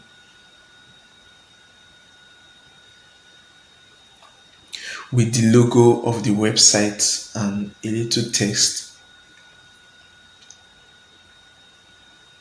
So we're going to set this vertical. So we are going to centralize this. Sorry, with the text name, with the website name.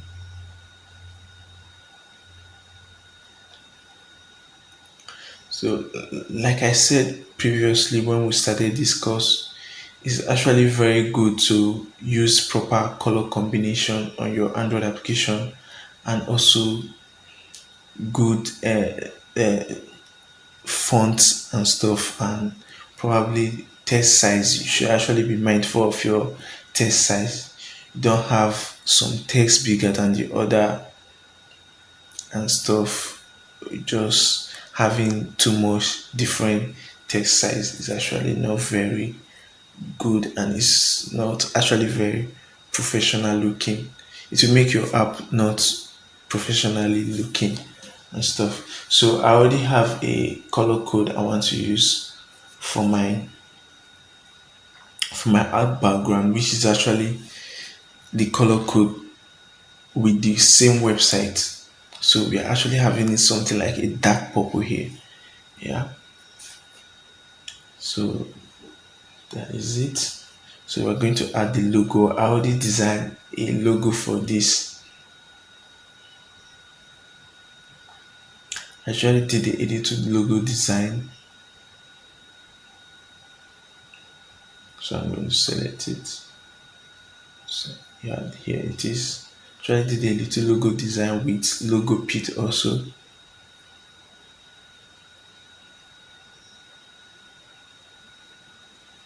So I'm going to set this to this image here.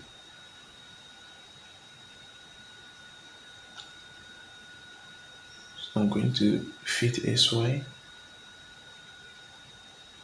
And then I'm going to select this image and then I'm going to give it a width and height. I'm going to give it a width and height. So let's say 100 by 100. Okay, I think it's actually very cool.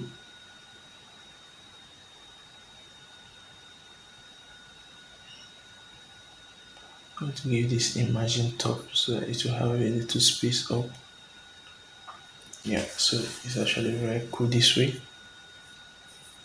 So we are going to add a progress bar here.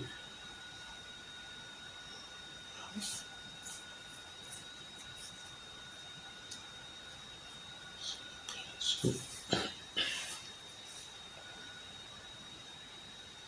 try to send this center basically, and then I'm going to remove padding for this progress bar. I'm going to give it a width of 25 and a height of 25 also. That's really very small.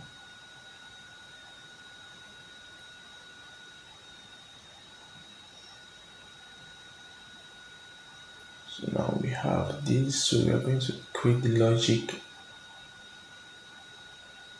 I'm going to add an intent I, and then we're going to add a timer,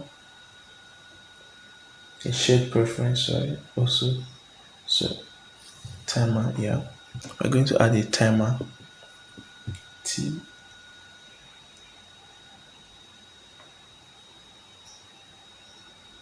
and then network request because these are a website application, so we need to check if there is internet connection before the main web view application, the main web view page can actually load, before the our app can actually load our web view. If there is no internet connection, it's going to show an error. Okay, so we need to set our need to give our splash screen a little styling by delaying the progress bar by 2000 milliseconds. Then we are going to set the progress bar visible after 2000 milliseconds.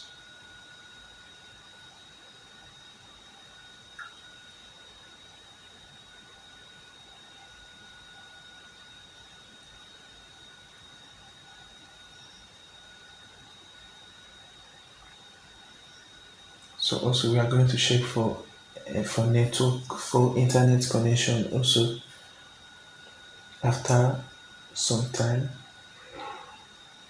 after 2000. So after 2500 milliseconds, we are going to check if there is internet connection. So we are going to use this to ping. We already did this in the previous lessons, in the previous videos. So we are going to use Google to check this. Google.com. We're going to check for a tag A. So basically that is it. Then we're going to check the on response.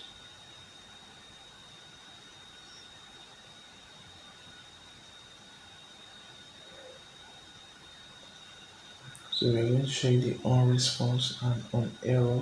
So if there is, what this does, this on response is if there is internet connection enabled, then it's going to do this. We are going to load the main screen with our web view. So we're going to set this also, set this clear top. I'm going to set to home activity, set the home activity, and so we're going to create a dialog. So we are going to use this dialog to check.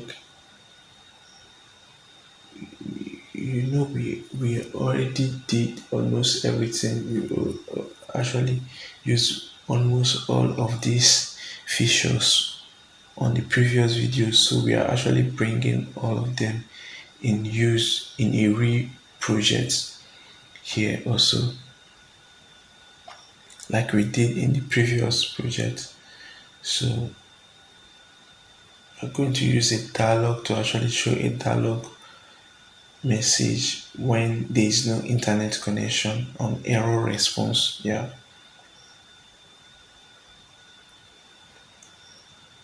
So we are going to set a message. We're going to set that to no internet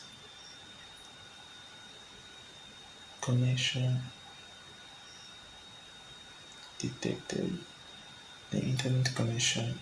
Yeah. Internet connection. Then we're going to set a message. Please make sure internet connection. Make sure you have a working internet connection. Okay.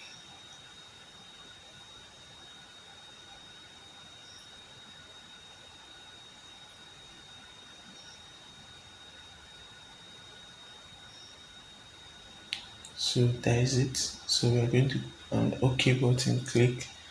It's going to do a try. So on cancel button click is going to just exit the app. We're going to have two buttons, retry and exit. So on exit clicked.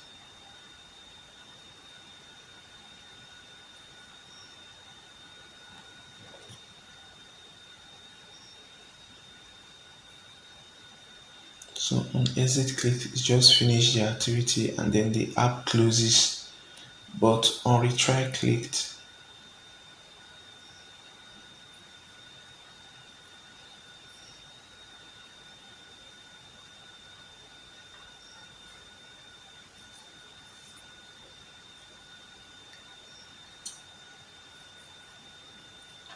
on retry clicked is going to restart this activity and then check for the internet connection again.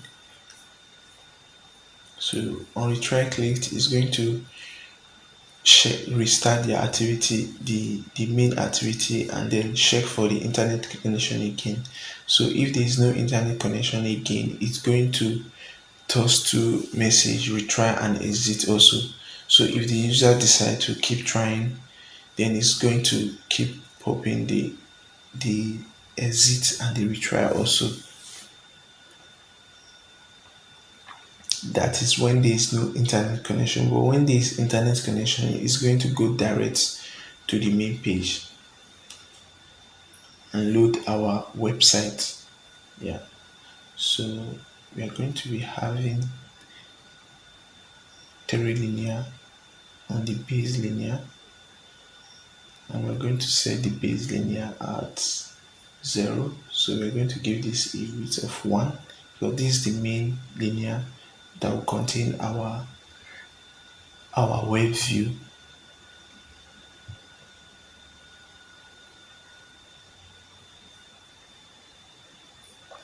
So basically we're just going to do some little design, here. So here we are going to place our progress bar. So when a link is clicked, it actually shows the progress bar. So we're going to give it a padding of 0. Then we're going to make this progress bar really small, 20 by 20 or so.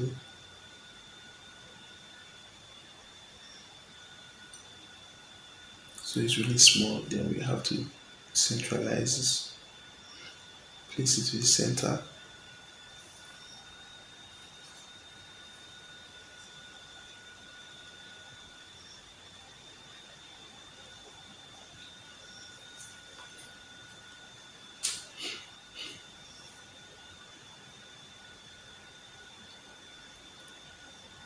So we're going to add our web view here. So on create, we are going to load. So we have our web view. So on create on our web view. So on create, we are going to load a URL on the web view.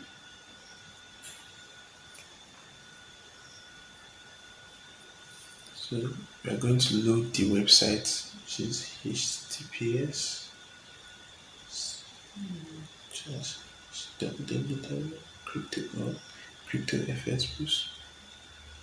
Yeah, www.cryptofsboost. And also, guys, it's very very necessary to actually include the http the https or the http if your website doesn't have secured connection and stuff, certificate and stuff. So you have to actually add that, or else if you just go direct and add www.cryptofsboost, then we are going to have an error. So it's very necessary you actually add the https or the http that you with along with your website also. So we are going to add some buttons here.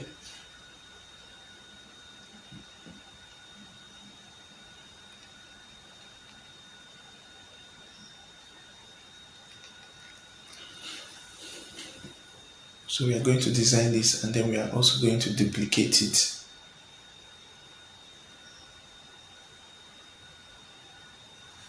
It's pretty good. So we are going to add an image.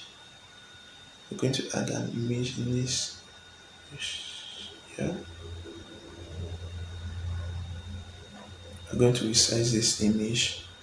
Save it 25 and height 25. Also height 25. Also, then we're going to add a text.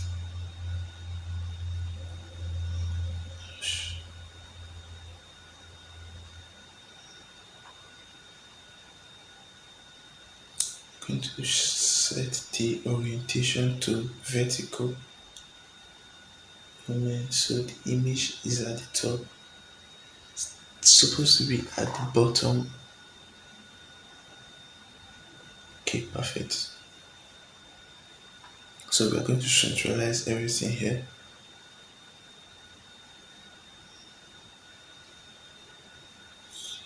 We're going to set the scale type to fit SY.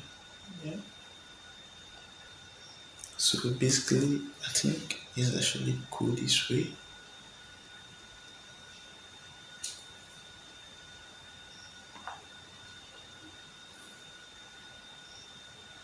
So we are going to save this, and then we are going to duplicate it and use it.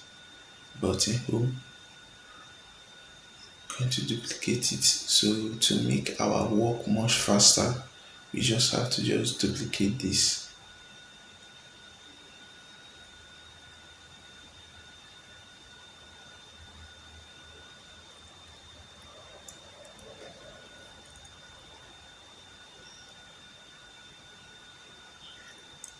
Also, we are going to give this a margin.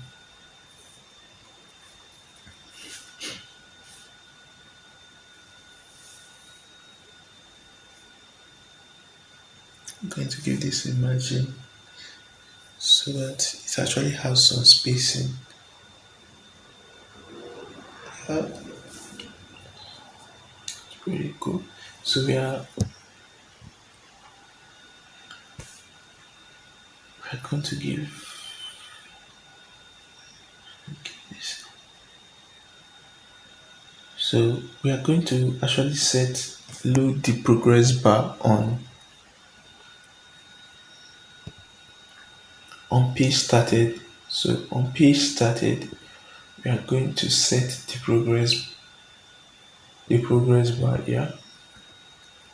We are going to set it to visible because then we also need to set the progress bar to invisible on page finished. So what this does is that on page started, that if the link is loading or the web view is actually loading a link, then it will set the progress bar visible. Then if the web view is actually not loading a link or is dormant, the user is scrolling through it, it's actually going to set the progress bar invisible. So it's actually kind of way to actually to that indicate to show to tell the user that their page is loading, to give them to make them know that their page, the whatever the link they click is actually loading. So we are going to set the base background color of this. Okay, we're going to set it to the dark purple. Oh man.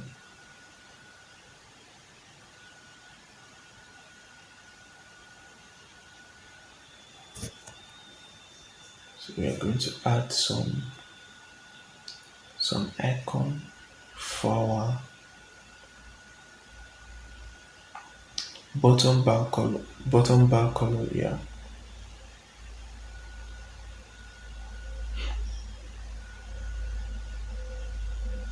For home, yeah.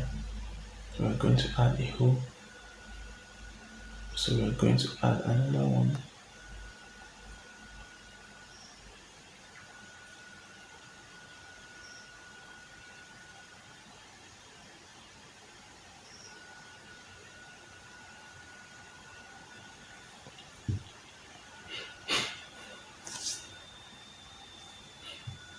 So we're looking for proper logo that will actually fit into our project, like a free logo.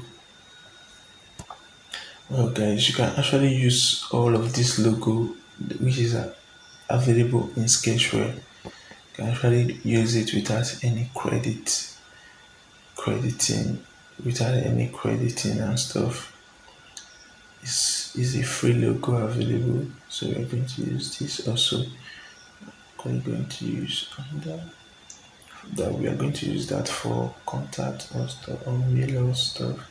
We're going to use this for account so that users can actually access the account. So we're going to say this. Oh, yeah. We are going to say this. Get the text.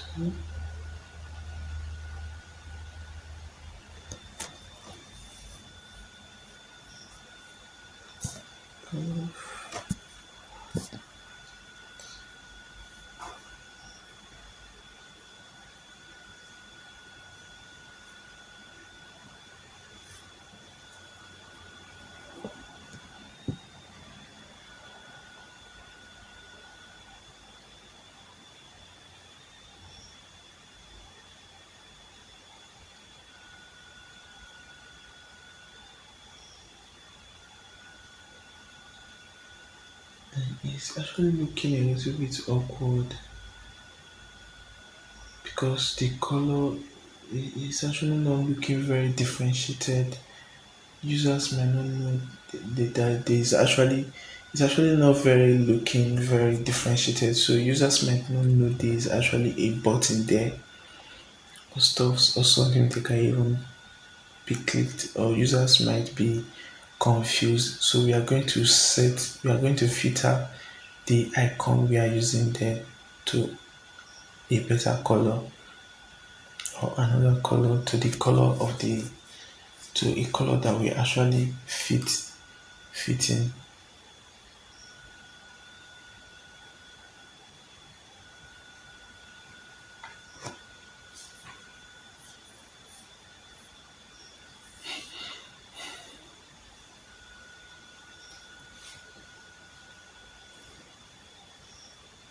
So this account,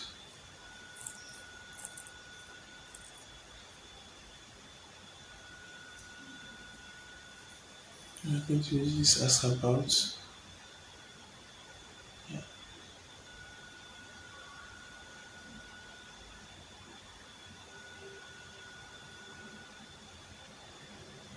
I'm going to set the background color also to white. Don't worry guys, we are going to use an image filter block to actually change the color of these images. So so this is it. We're going to set color filter for these images from white to a custom color. So we're going to select image view 1, image view 2, image view 3, which are the image views that are actually holding our icons, sorry. Yeah. So basically that is it. If you run this app, it's going to have a dark purple. The icons are also going to have a dark purple color. So on linear 6 clicked, it's going to load a URL.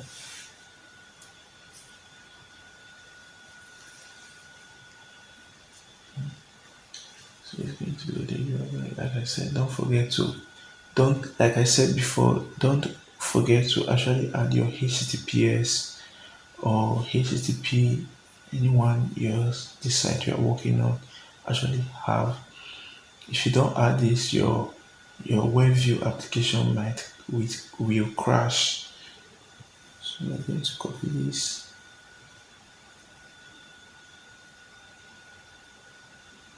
I'm going to also set on click event here.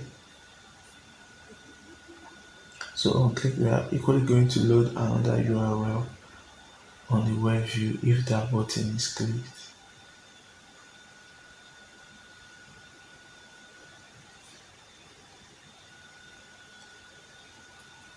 So we are almost done with this project. It's actually very easy. So we're going to set contact. So actually there is a page on the website that has this URL. As a matter of fact, the contact page actually have this URL, and also we are equally going to set the about.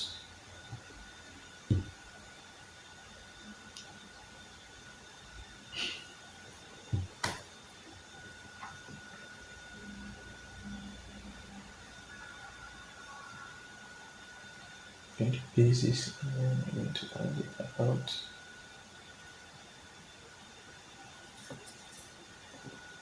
about us. Yeah, there's a page on the website also that has this about us. So basically that is it guys.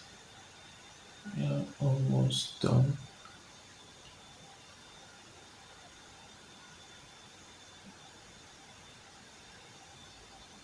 So I don't think there's anything we actually missed. So let's save this and run. Let's run. Okay, first let's actually edit our project logo. We're actually going to use this image also. Then we are going to set the color, the primary color, that is the status bar color also. And we are going to set the color settings, the project color settings also. Set this to white. Color accent, we can set this to white. I'm going to say color primary. Well, that is not actually needed, but let's just put as anything highlights. So white, so white.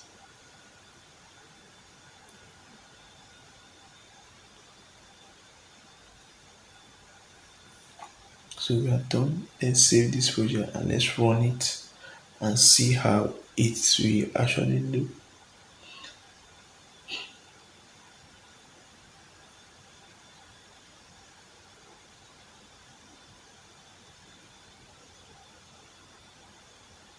So it's installed. So it's actually looking a little bit classy, but let's see if it works properly. So I have an internet connection, so it's working. So like I said, the color filter actually set the image filter actually set the color of the icon. So this is actually a website that we actually loaded on the app. That is the website link we actually entered. So we are going to test this.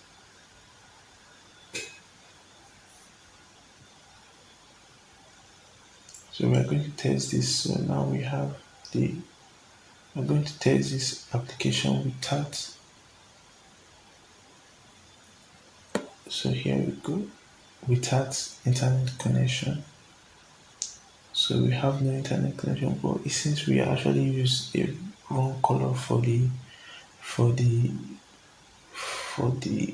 our in our project setting. We need to set the color of the button, which is actually part of the project. I think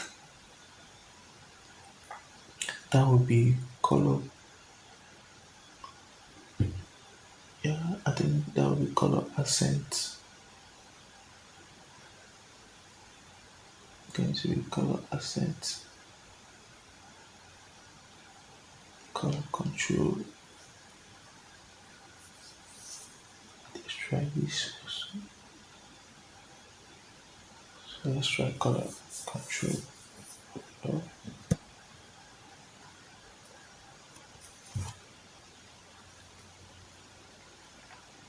so let's try and see which of these actually has this color. So it's definitely not color control.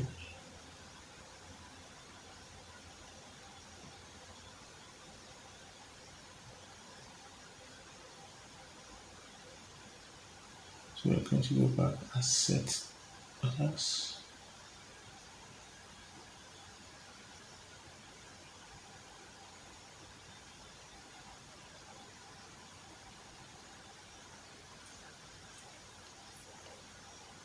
So we're going to check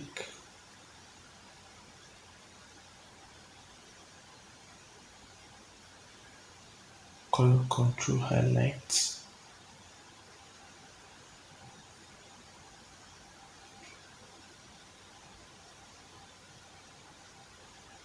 So we're going to set color control accent. Let's try this also. Save. Let's try it. Well, I think it's going to work now because it's color control accent definitely.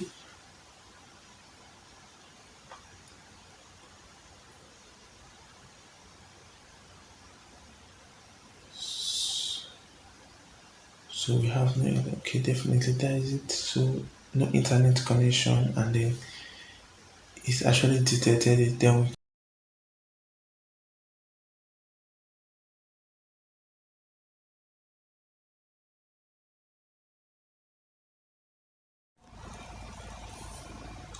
hello guys, welcome to this section of our video course. So in this section, we are going to create a calculator app using Sketchware.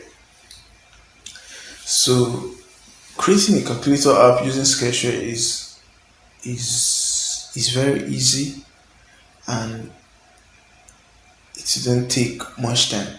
So for this video, we are actually going to be creating the calculator UI.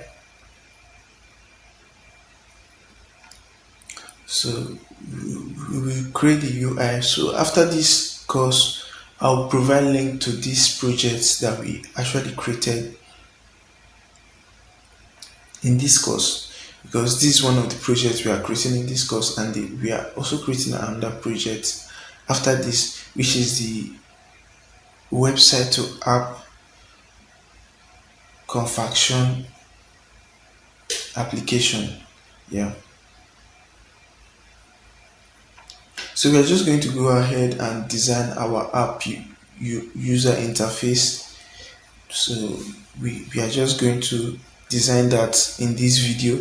So in the next video, we are actually going to work on the logic, and, and then probably fix bugs if you have any.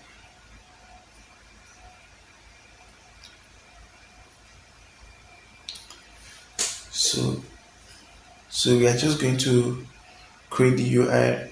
It's actually very easy. Like I said, you can always see, you can always play with these Sketchware functions or Sketchware design options to actually make your app, to design your app the way you want, and it's actually very easy to do that using Sketchware. Just some drag and drop, and then editing their features or their design and stuff.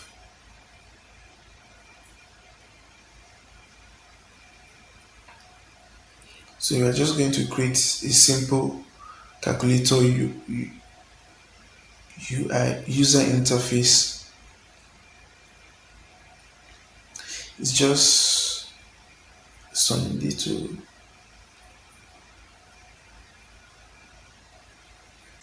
It's going to, our calculator project will also be able to do simple arithmetic operations like additions, subtractions, multiplications, and division, and find module of numbers, of a number.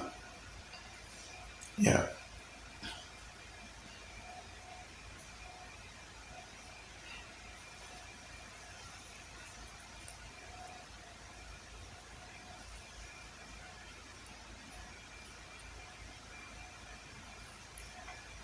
So we're just going to we are actually trying to design the way we are going to arrange the text, the buttons of our app. So we need a lot of linear to do this, because we really want it to look like real calculator app.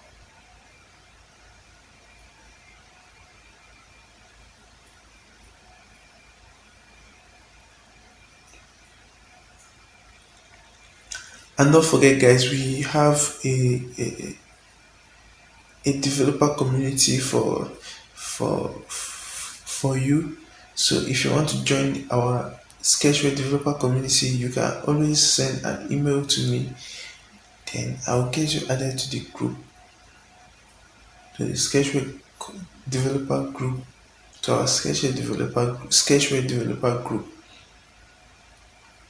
So it's actually very important to be part of the Sketchware developer group, because you you be able to actually, you have people to actually help you fix your bugs if you find it difficult to actually do so, to fix it yourself.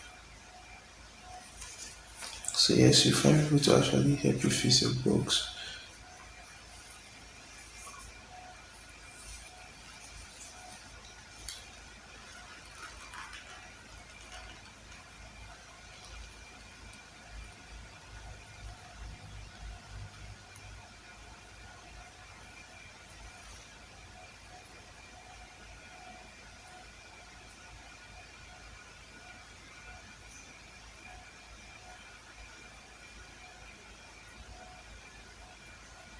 Me. So we are just going to Sorry about that. We're actually going to something else here. 90, yeah. Height 90.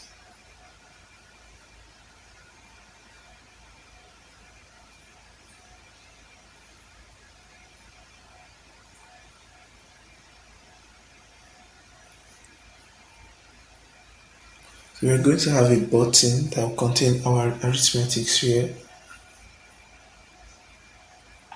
like addition.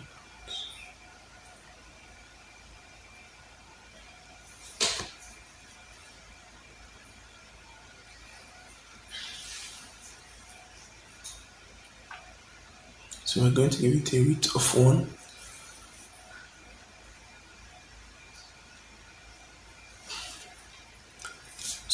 So that we can actually have a some buttons that are actually properly aligned with the same.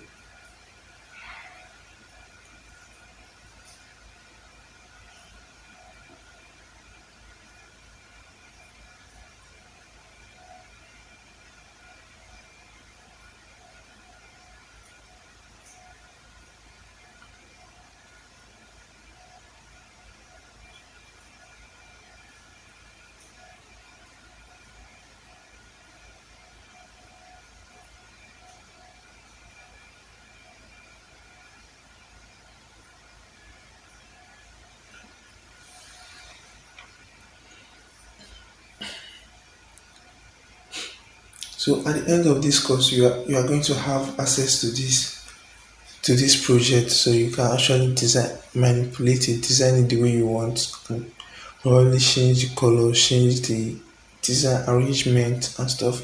So we are actually including this part of the video so that you don't get confused about how we come up with the design and stuff.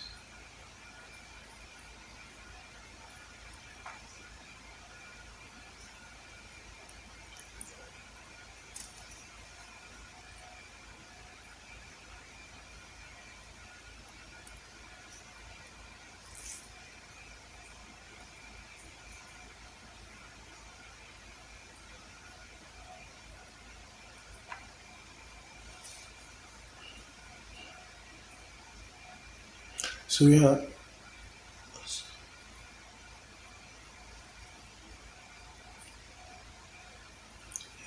almost done with this design. So after we actually add the buttons, we are actually going to edit them also to change the color and probably change the text.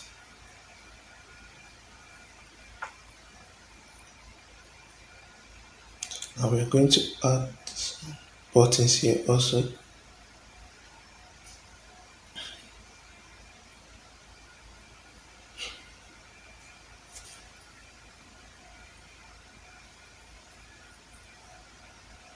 Going to give it a width of 1, and we actually going to give, okay, we don't want it to actually be the same, so we are going to give this separate width. No, 2. Yeah, going to give it a 2 width of 2 to 1. So that means the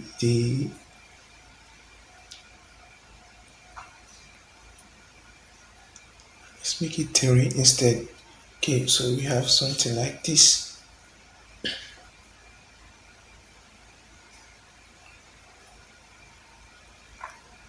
Have to centralize it also. And this also, and then this also.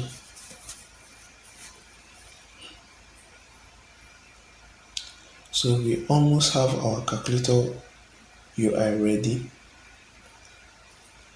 Just that we haven't added text yet.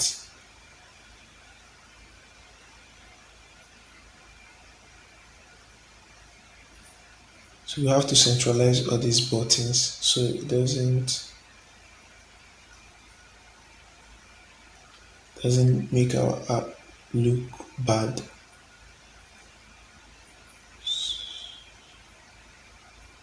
So yeah, we are almost done. So we're going to edit these buttons. We're going to add plus. Oh no, yeah, plus, and then we are going to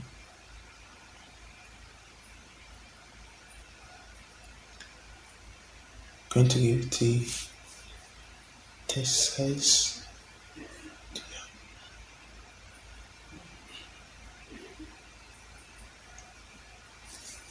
Going to give it a background color of blue.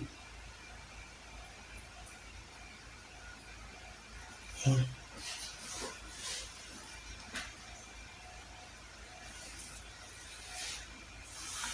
So we are going to do the same thing here for all the buttons. We're going to edit them and actually add some design to it.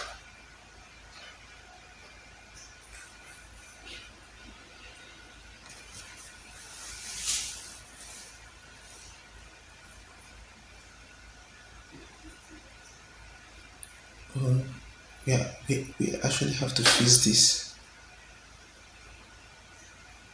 We'll do that after this.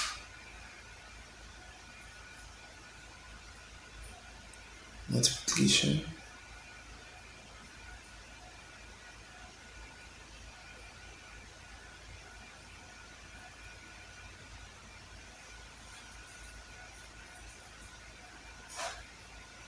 So basically,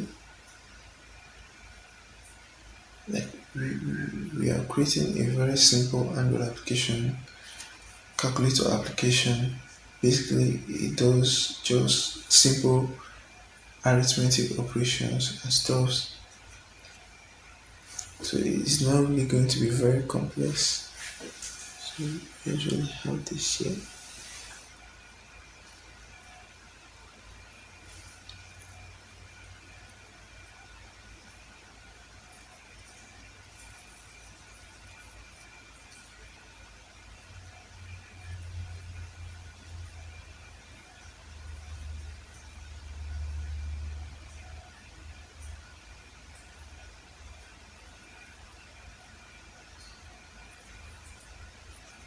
Give this blue. Then we're going to also do this for the next button. Then we're going to do this for all the buttons. So we have a good looking UI, but still very simple UI. Let's color white. Then we have background color blue.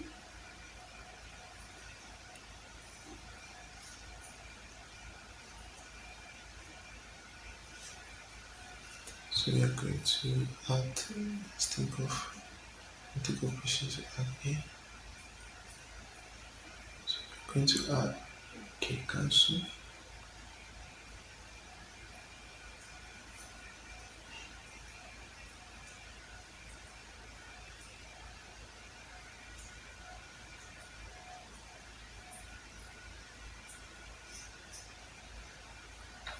So we're going to make this a different color.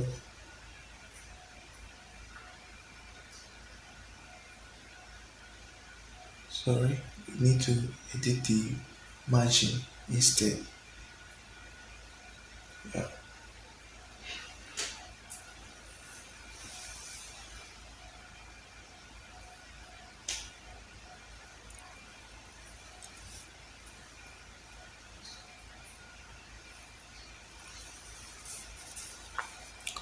So we have to equally edit this and then change the text to numbers. So basically it's very easy. So if you feel you can actually do this, or if it's time wasting, you can equally skip this part of the lesson to the next part where we are actually going to be working on the logic.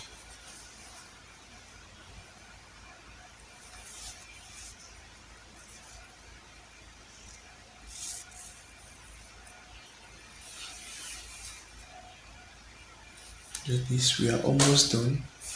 We're going to do this for the rest text, and then we are almost done here.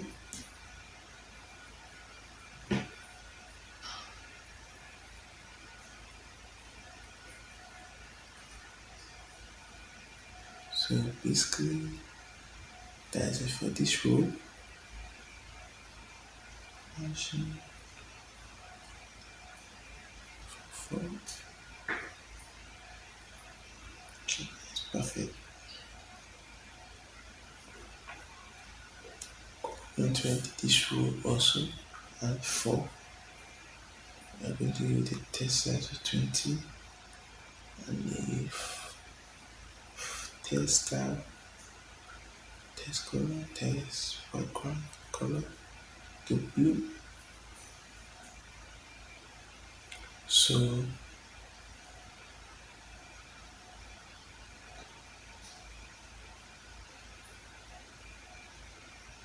So guys, there are also lots of ways you can actually make money from your Android applications. You can create Android application with Sketchware, then export the files to then export the files and sell it on CodeKeyon. That is another way you can make money. I have a lot of my projects on sale on CodeKeyon. You can check some of them out. Like I have my lineup 11 Android app on CodeKeyon, which is actually on sale, which is also created using Sketchware. But after creating with Sketchware, if you can equally export your Android project or your app to Android Studio and continue working on it on Android Studio or on IDE or whatever IDE you want to use. You can equally export it and continue working on it there.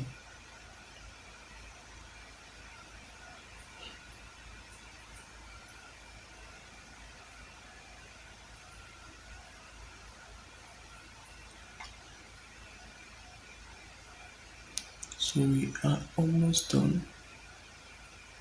Not on the last number.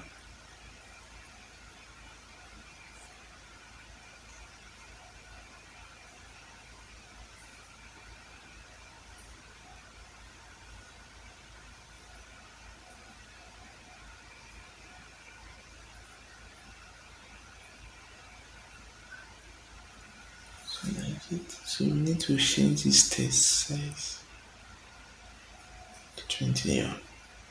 I need to give it imagine 4 left, 4 right. Let's have a imagine of 4. So we almost have our calculator UI. Cool. 20 dp bold color white. Then we're going to have the color blue. And then we're going to edit the last button here. Which is this.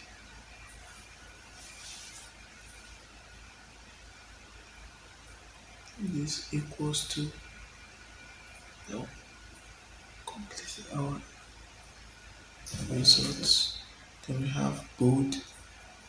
We need to set the color white and then the background color blue. Red, sorry. We need to set the background color red. Yeah. So basically that is it for the UI. So this is for the UI.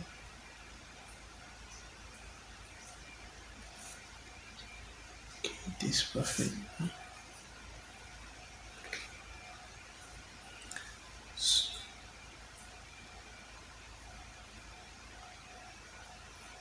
So guys, this project will be available after this course, and you can download it and export it and import it to your Sketchware and edit it the way you want.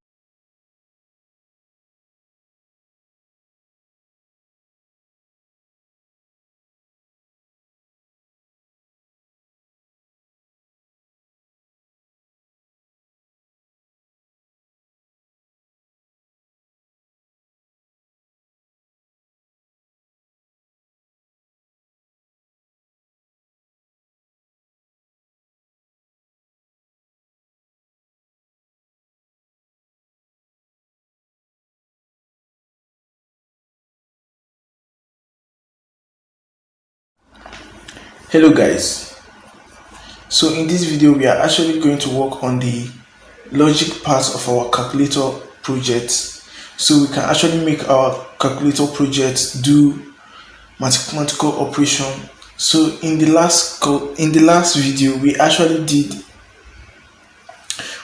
designed the UI, which is this we are seeing on the screen. So in this video we are just going to work on the back end, like we are going to work on the logic, so that when we actually click a number to do mathematical operations, our calculator can actually work. So let's get started. So first of all, we're actually going to actually add a test view for our on our calculator screen. So we're going to add two test view, one for inputting a number when clicked. So the second test view, which is this test view, we actually print out the result of our calculations.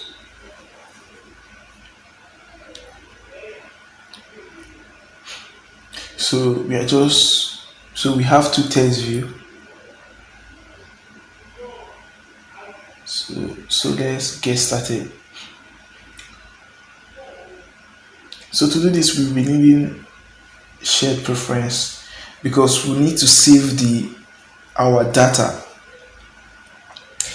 A test imputed, we have to save it, so that when we actually add up, print a logic, or sorry, a mathematical operation, it will actually get it.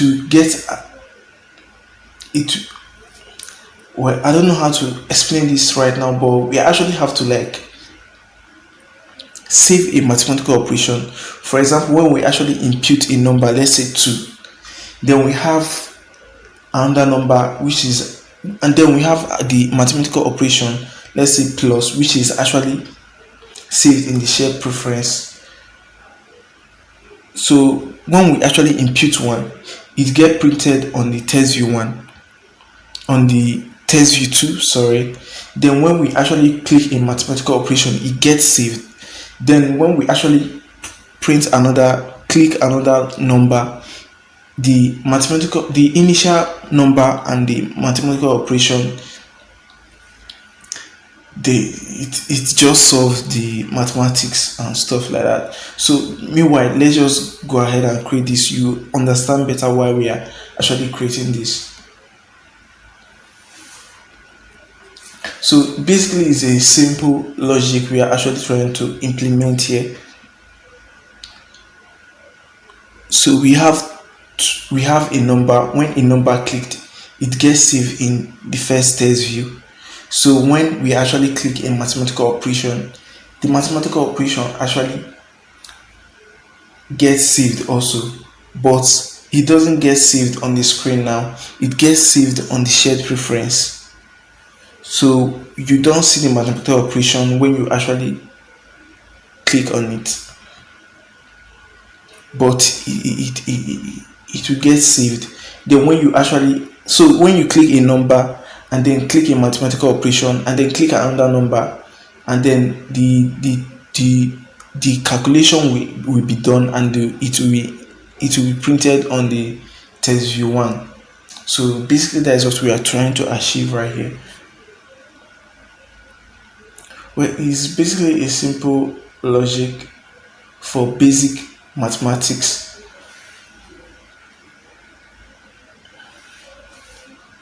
So we have to test view 1 and test view 2. So when the cancel clicked, it set the test view 1 and test view 2 to zero to nothing. Yeah.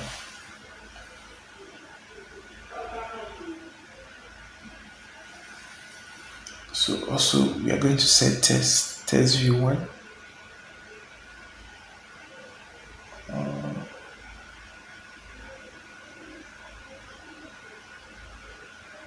And when button 1 clicked, okay, let's give this an ID first of all, so we don't mix them up, or we don't have to keep looking for the button on the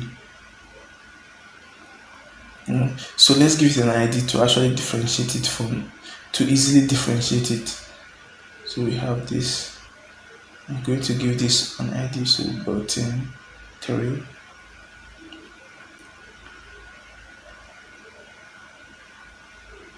To also give this an ID, button 4. So we can easily identify this button because we have a lot of button here, so we can easily identify them. That way to make the work a bit faster.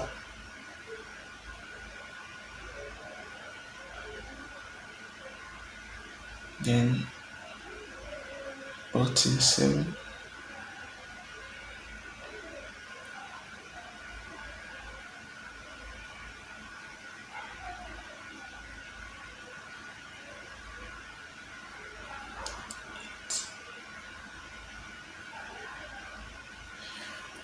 And button 9.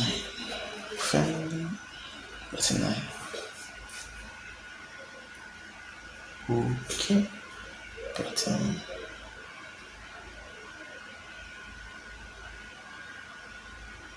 So, okay, so that's it. So you can easily on button click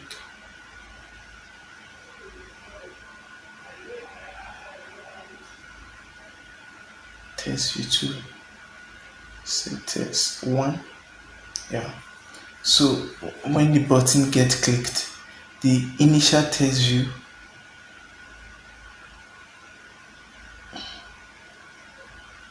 okay. So let's change this to test view 1. So the results actually get imputed. So we are going to do a little mathematical operation here, that a little logic here that we are actually going to duplicate and use for the rest of the button also.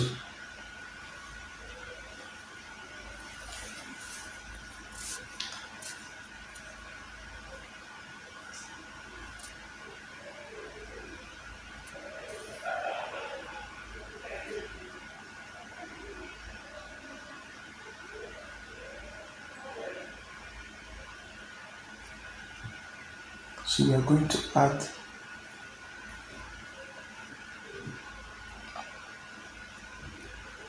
normal test view to get test, set test.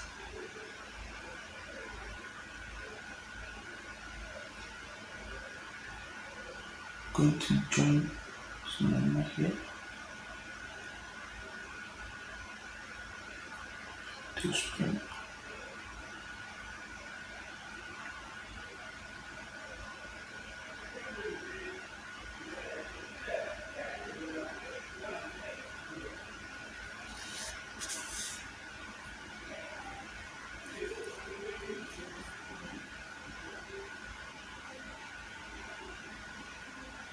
So guys, we are going to add the two number. So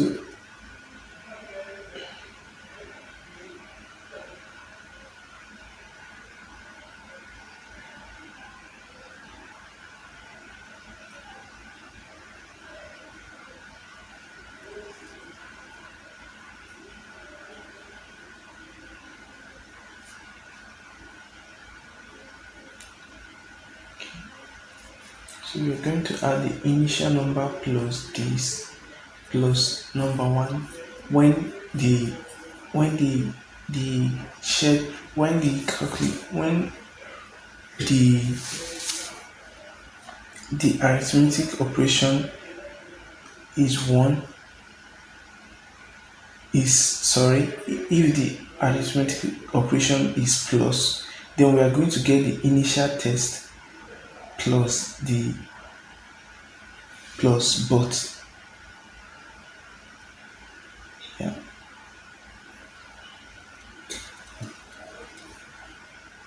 Yes. So when the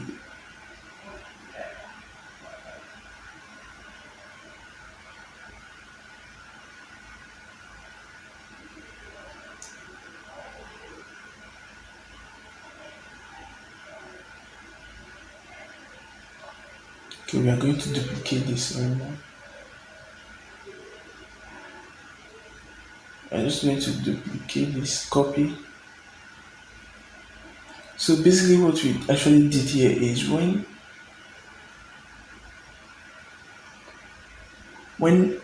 number a number is clicked or number one is clicked,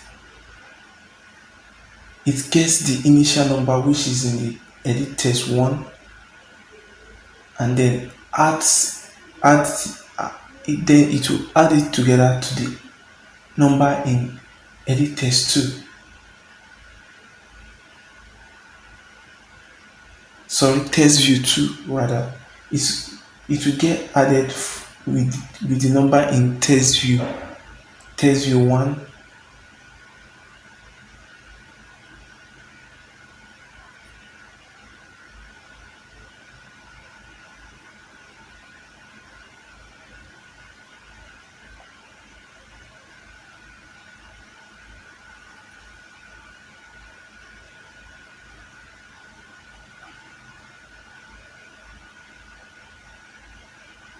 So we're going to also repeat this for the rest. As in, we're going to do this for division and module also.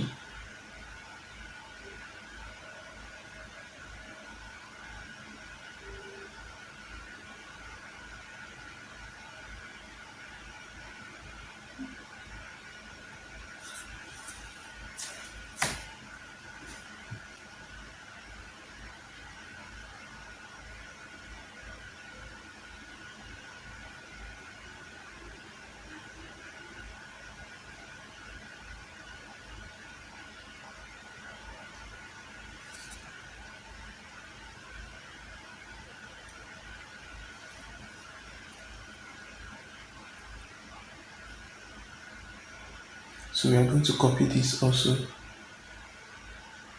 because we have another operation we also need to take care of.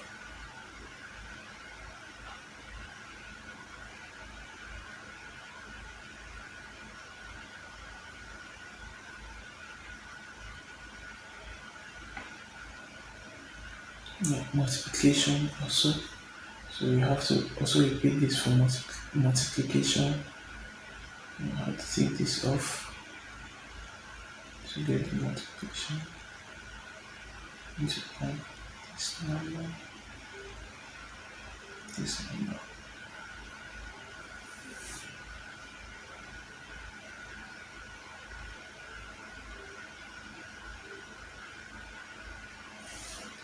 Take this. We have one more operation to handle also.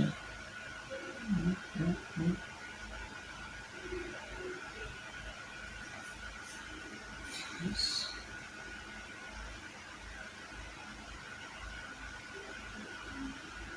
The model. Okay.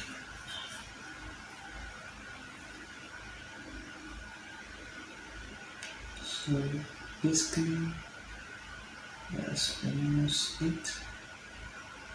So we're just going to copy this and use it.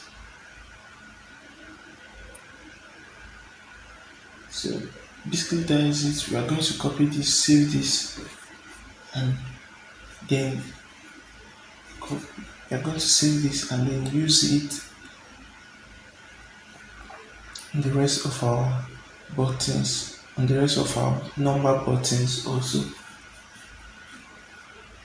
We're going to do same for 2.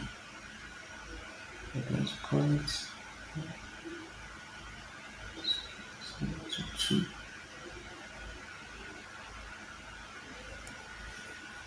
I'm going to do the same for 3.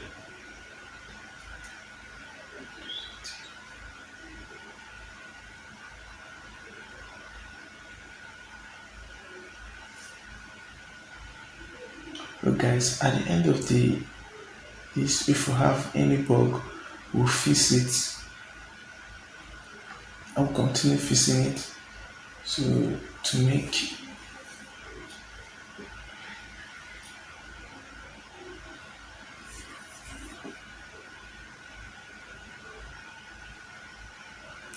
be an Android developer, you need to fix a lot of bugs and keep fixing bugs, because the more people use your app, the more likely you are going to get bugs, and keep fixing it. And also bugs helps us improve our apps and stuff.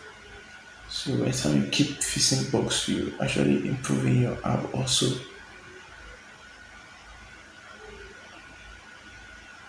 I'm going to do this also.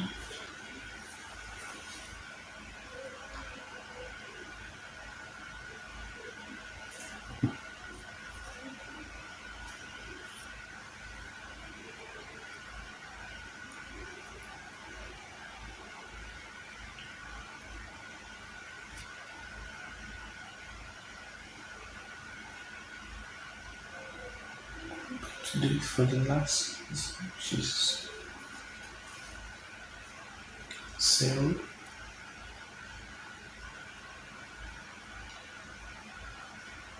So we're almost done here. So we're going to set this and do a little logic here. Text, set text.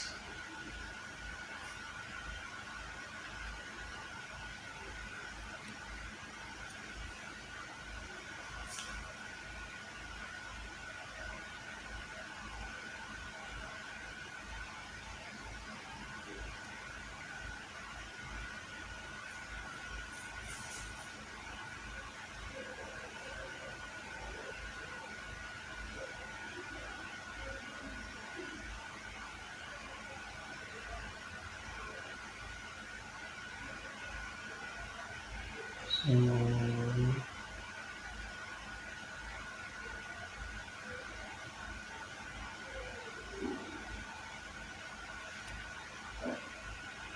destroy, we need to clear the share preference data. We need to remove the share preference data on destroy, so that it doesn't get called when we start our application again.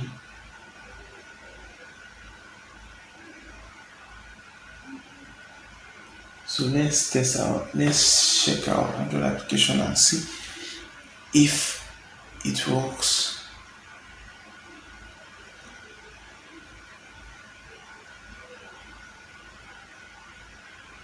Okay. Gosh. Seems we have a lot of bugs and it's not working properly here. No.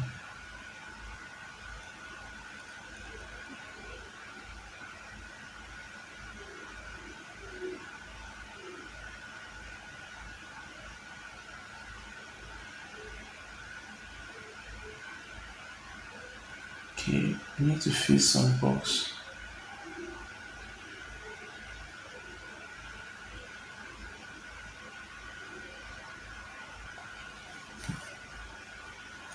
It's really not working properly, so we need to actually go back and fix a lot of bugs in this calculator.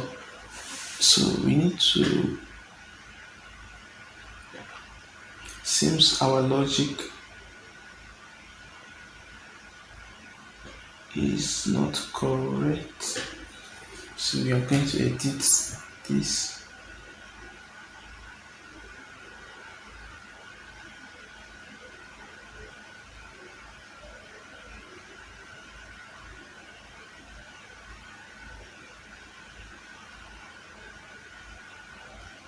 Okay, so we are going to edit the logic for the minus for the minus. I'm going to change this and see if it works, because it seems we had an issue with the subtraction logic.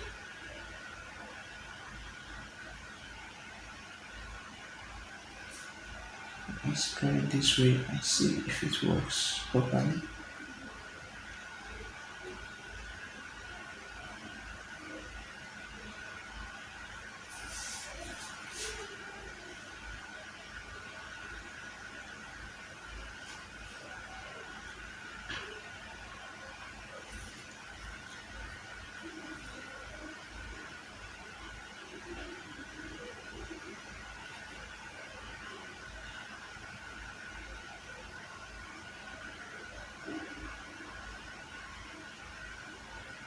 So we are going to also set this, and we are going to set this also. We are going to edit it for all the numbers.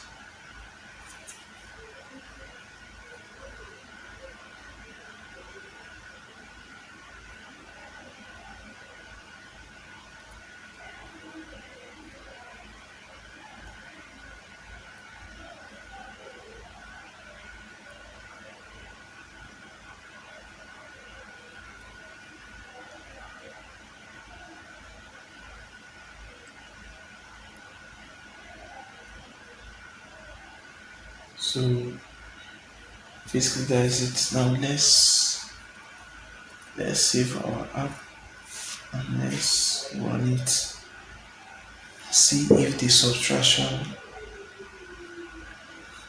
works properly.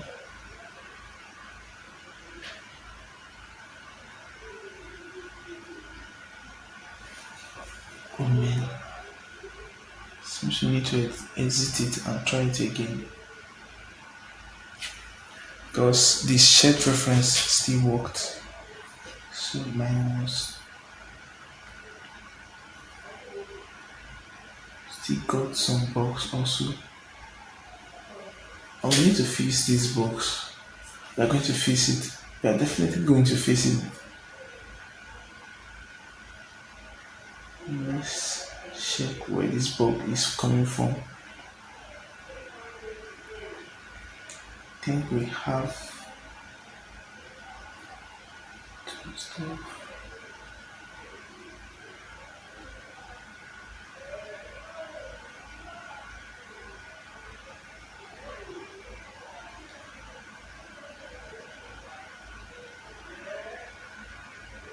So let's try and remove key here. Let's see if it works. So we are trying to remove key, the shared preference key, and empty it so that when so it doesn't get calculations done.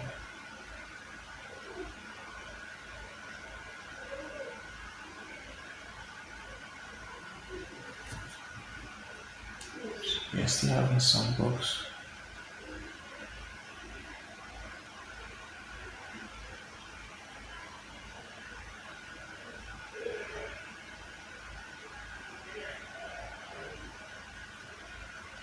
We are still having some bugs and we're going to fix it.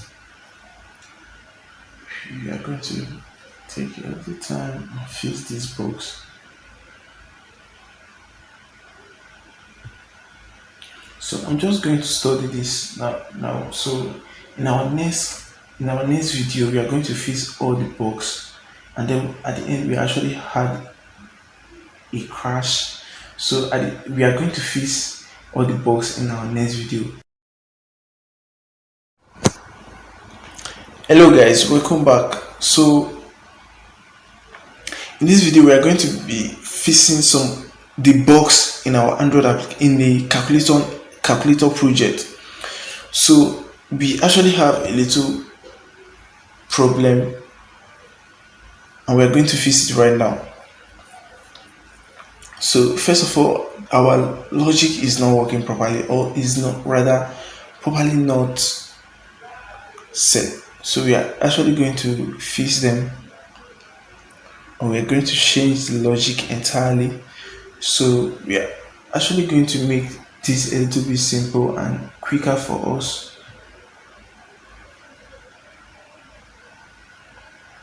So we're going to add this to collection so we can actually fix all bugs at once.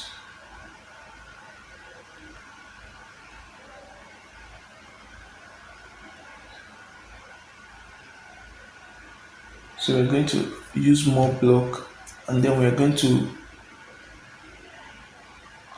just call this on the button instead, so we don't have to actually edit it one after the other. We can actually edit everything at once.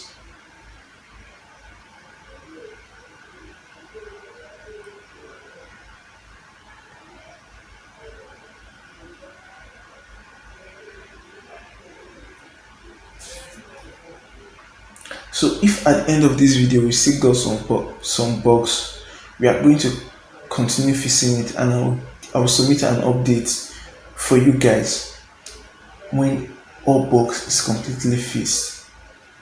And then when you are actually using it, you can equally go ahead and use it. You can use it any however you wish to use it. Use the project. You can use it anywhere. It doesn't have any privacy policy or stuffs like that.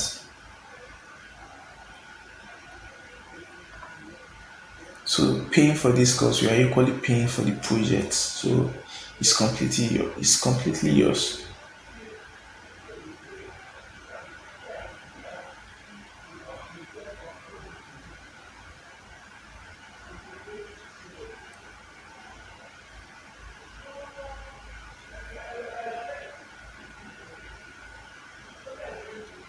So we are just going to drag this, and also we are going to put this here.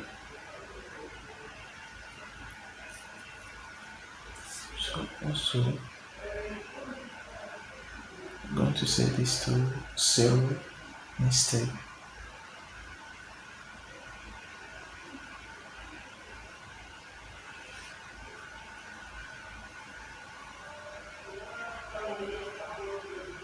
So now on button 1 clicked, I'm going to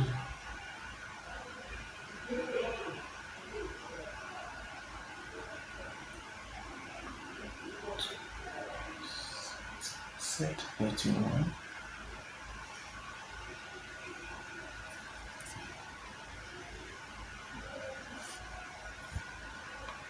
Then on close clicked,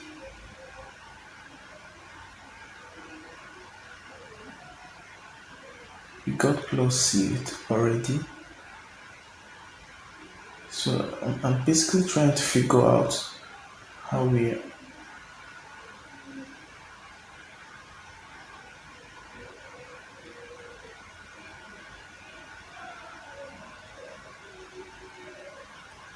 so let's try this way. So we have this here.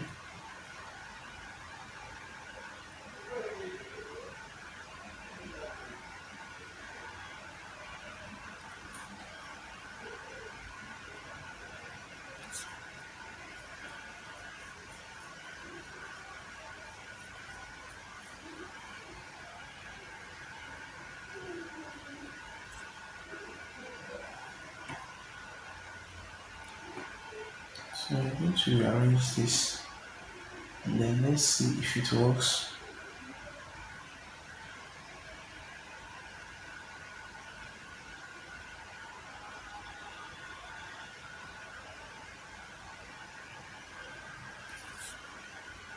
Let's check this project.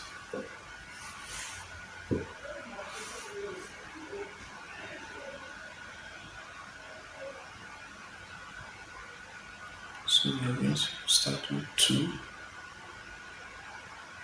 plus 2 remain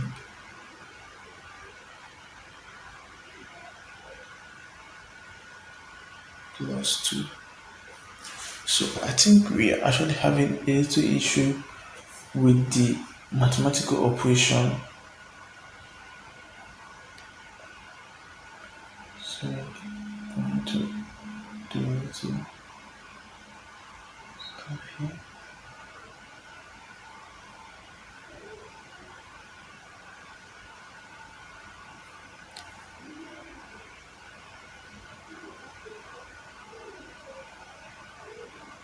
I'm putting one plate.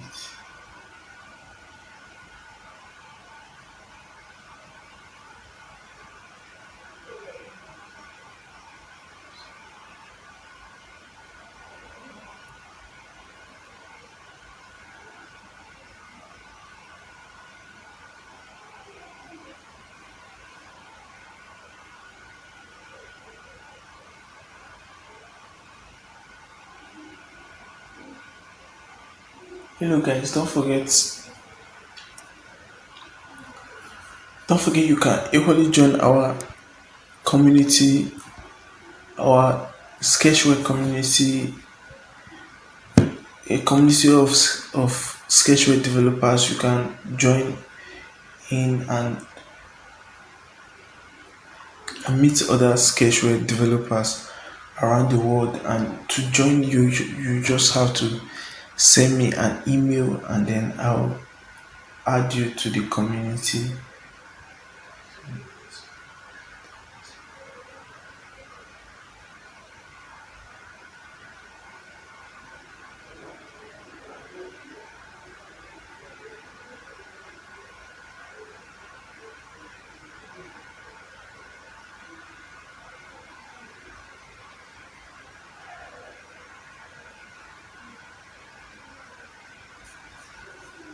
So we're going to duplicate this.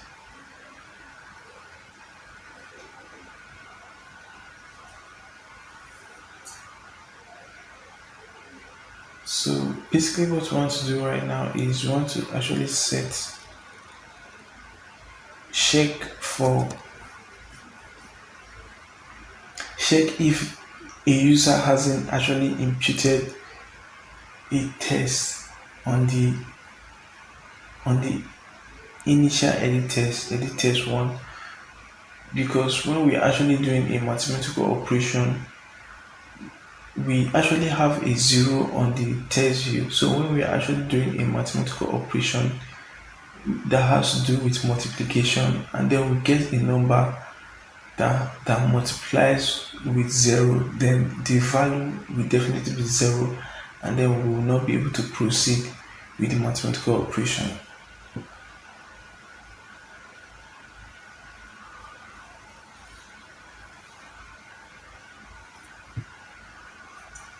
So we go ahead and check this. If the button is clicked, it checks if the test view 1 is 0. Then if test view 1 is 0, it will print the number we clicked on test view, on the test view. Sorry, test view 2 instead. If test view 2 is 0, it will print the number we clicked on the test view. So when we actually initiate another a mathematical operation, then it gets saved. Then when the user clicks another number, it prints it solve the mathematics and get the output on the test view 2. Yeah.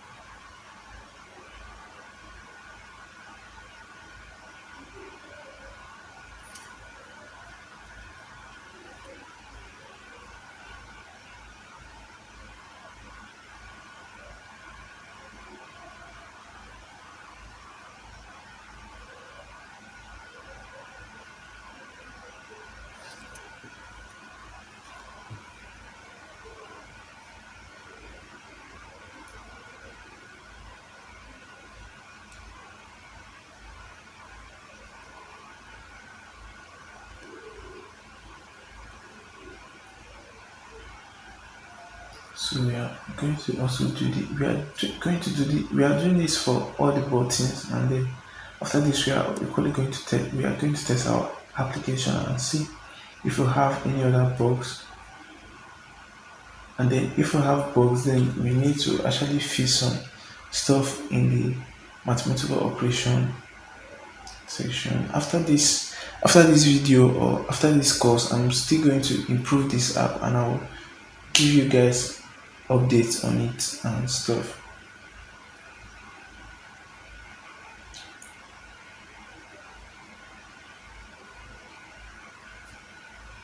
So I'm going to also do this here.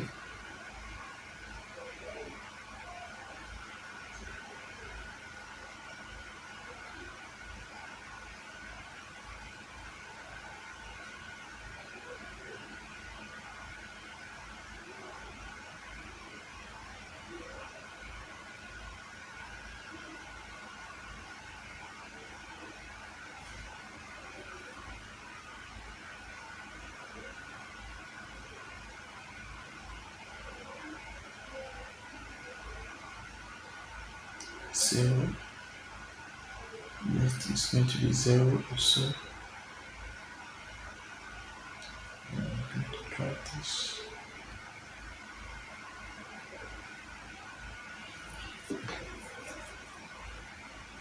So let's run our app and see.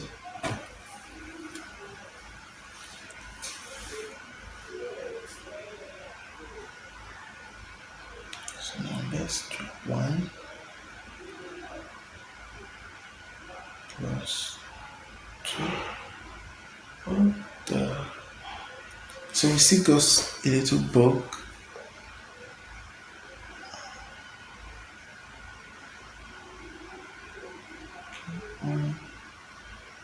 Um, 1 plus 1, that worked. Cancel. 2 times 2, okay, that worked also. So let's try 3 times 3. Okay, that didn't work. 3, 2,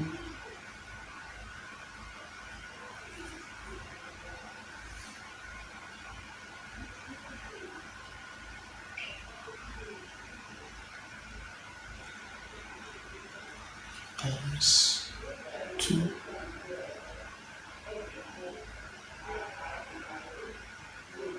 Okay, we still got some bugs, and we are going to definitely fix it.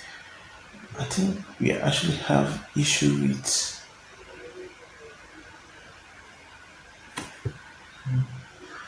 arithmetical operations. We got some issues here.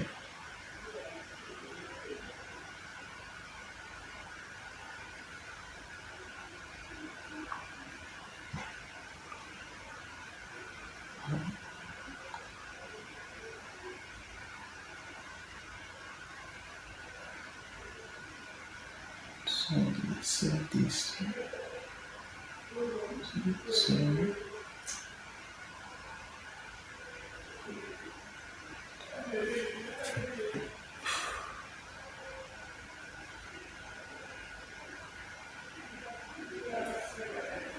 we actually have a little bug which I think we need to clear this app cache. Now let's start 3 times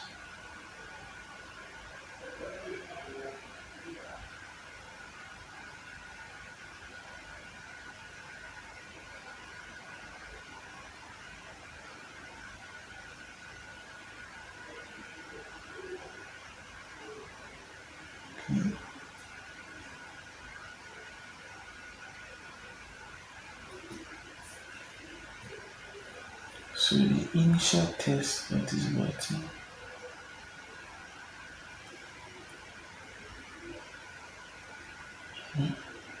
We are definitely going to fix this bug.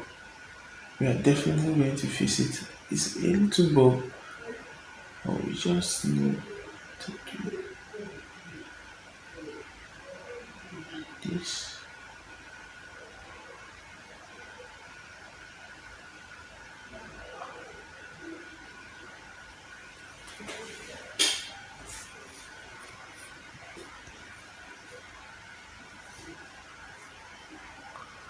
So let's go ahead and try this.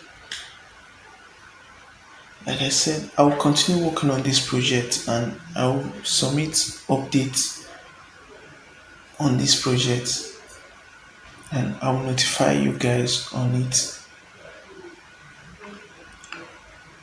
Three, three.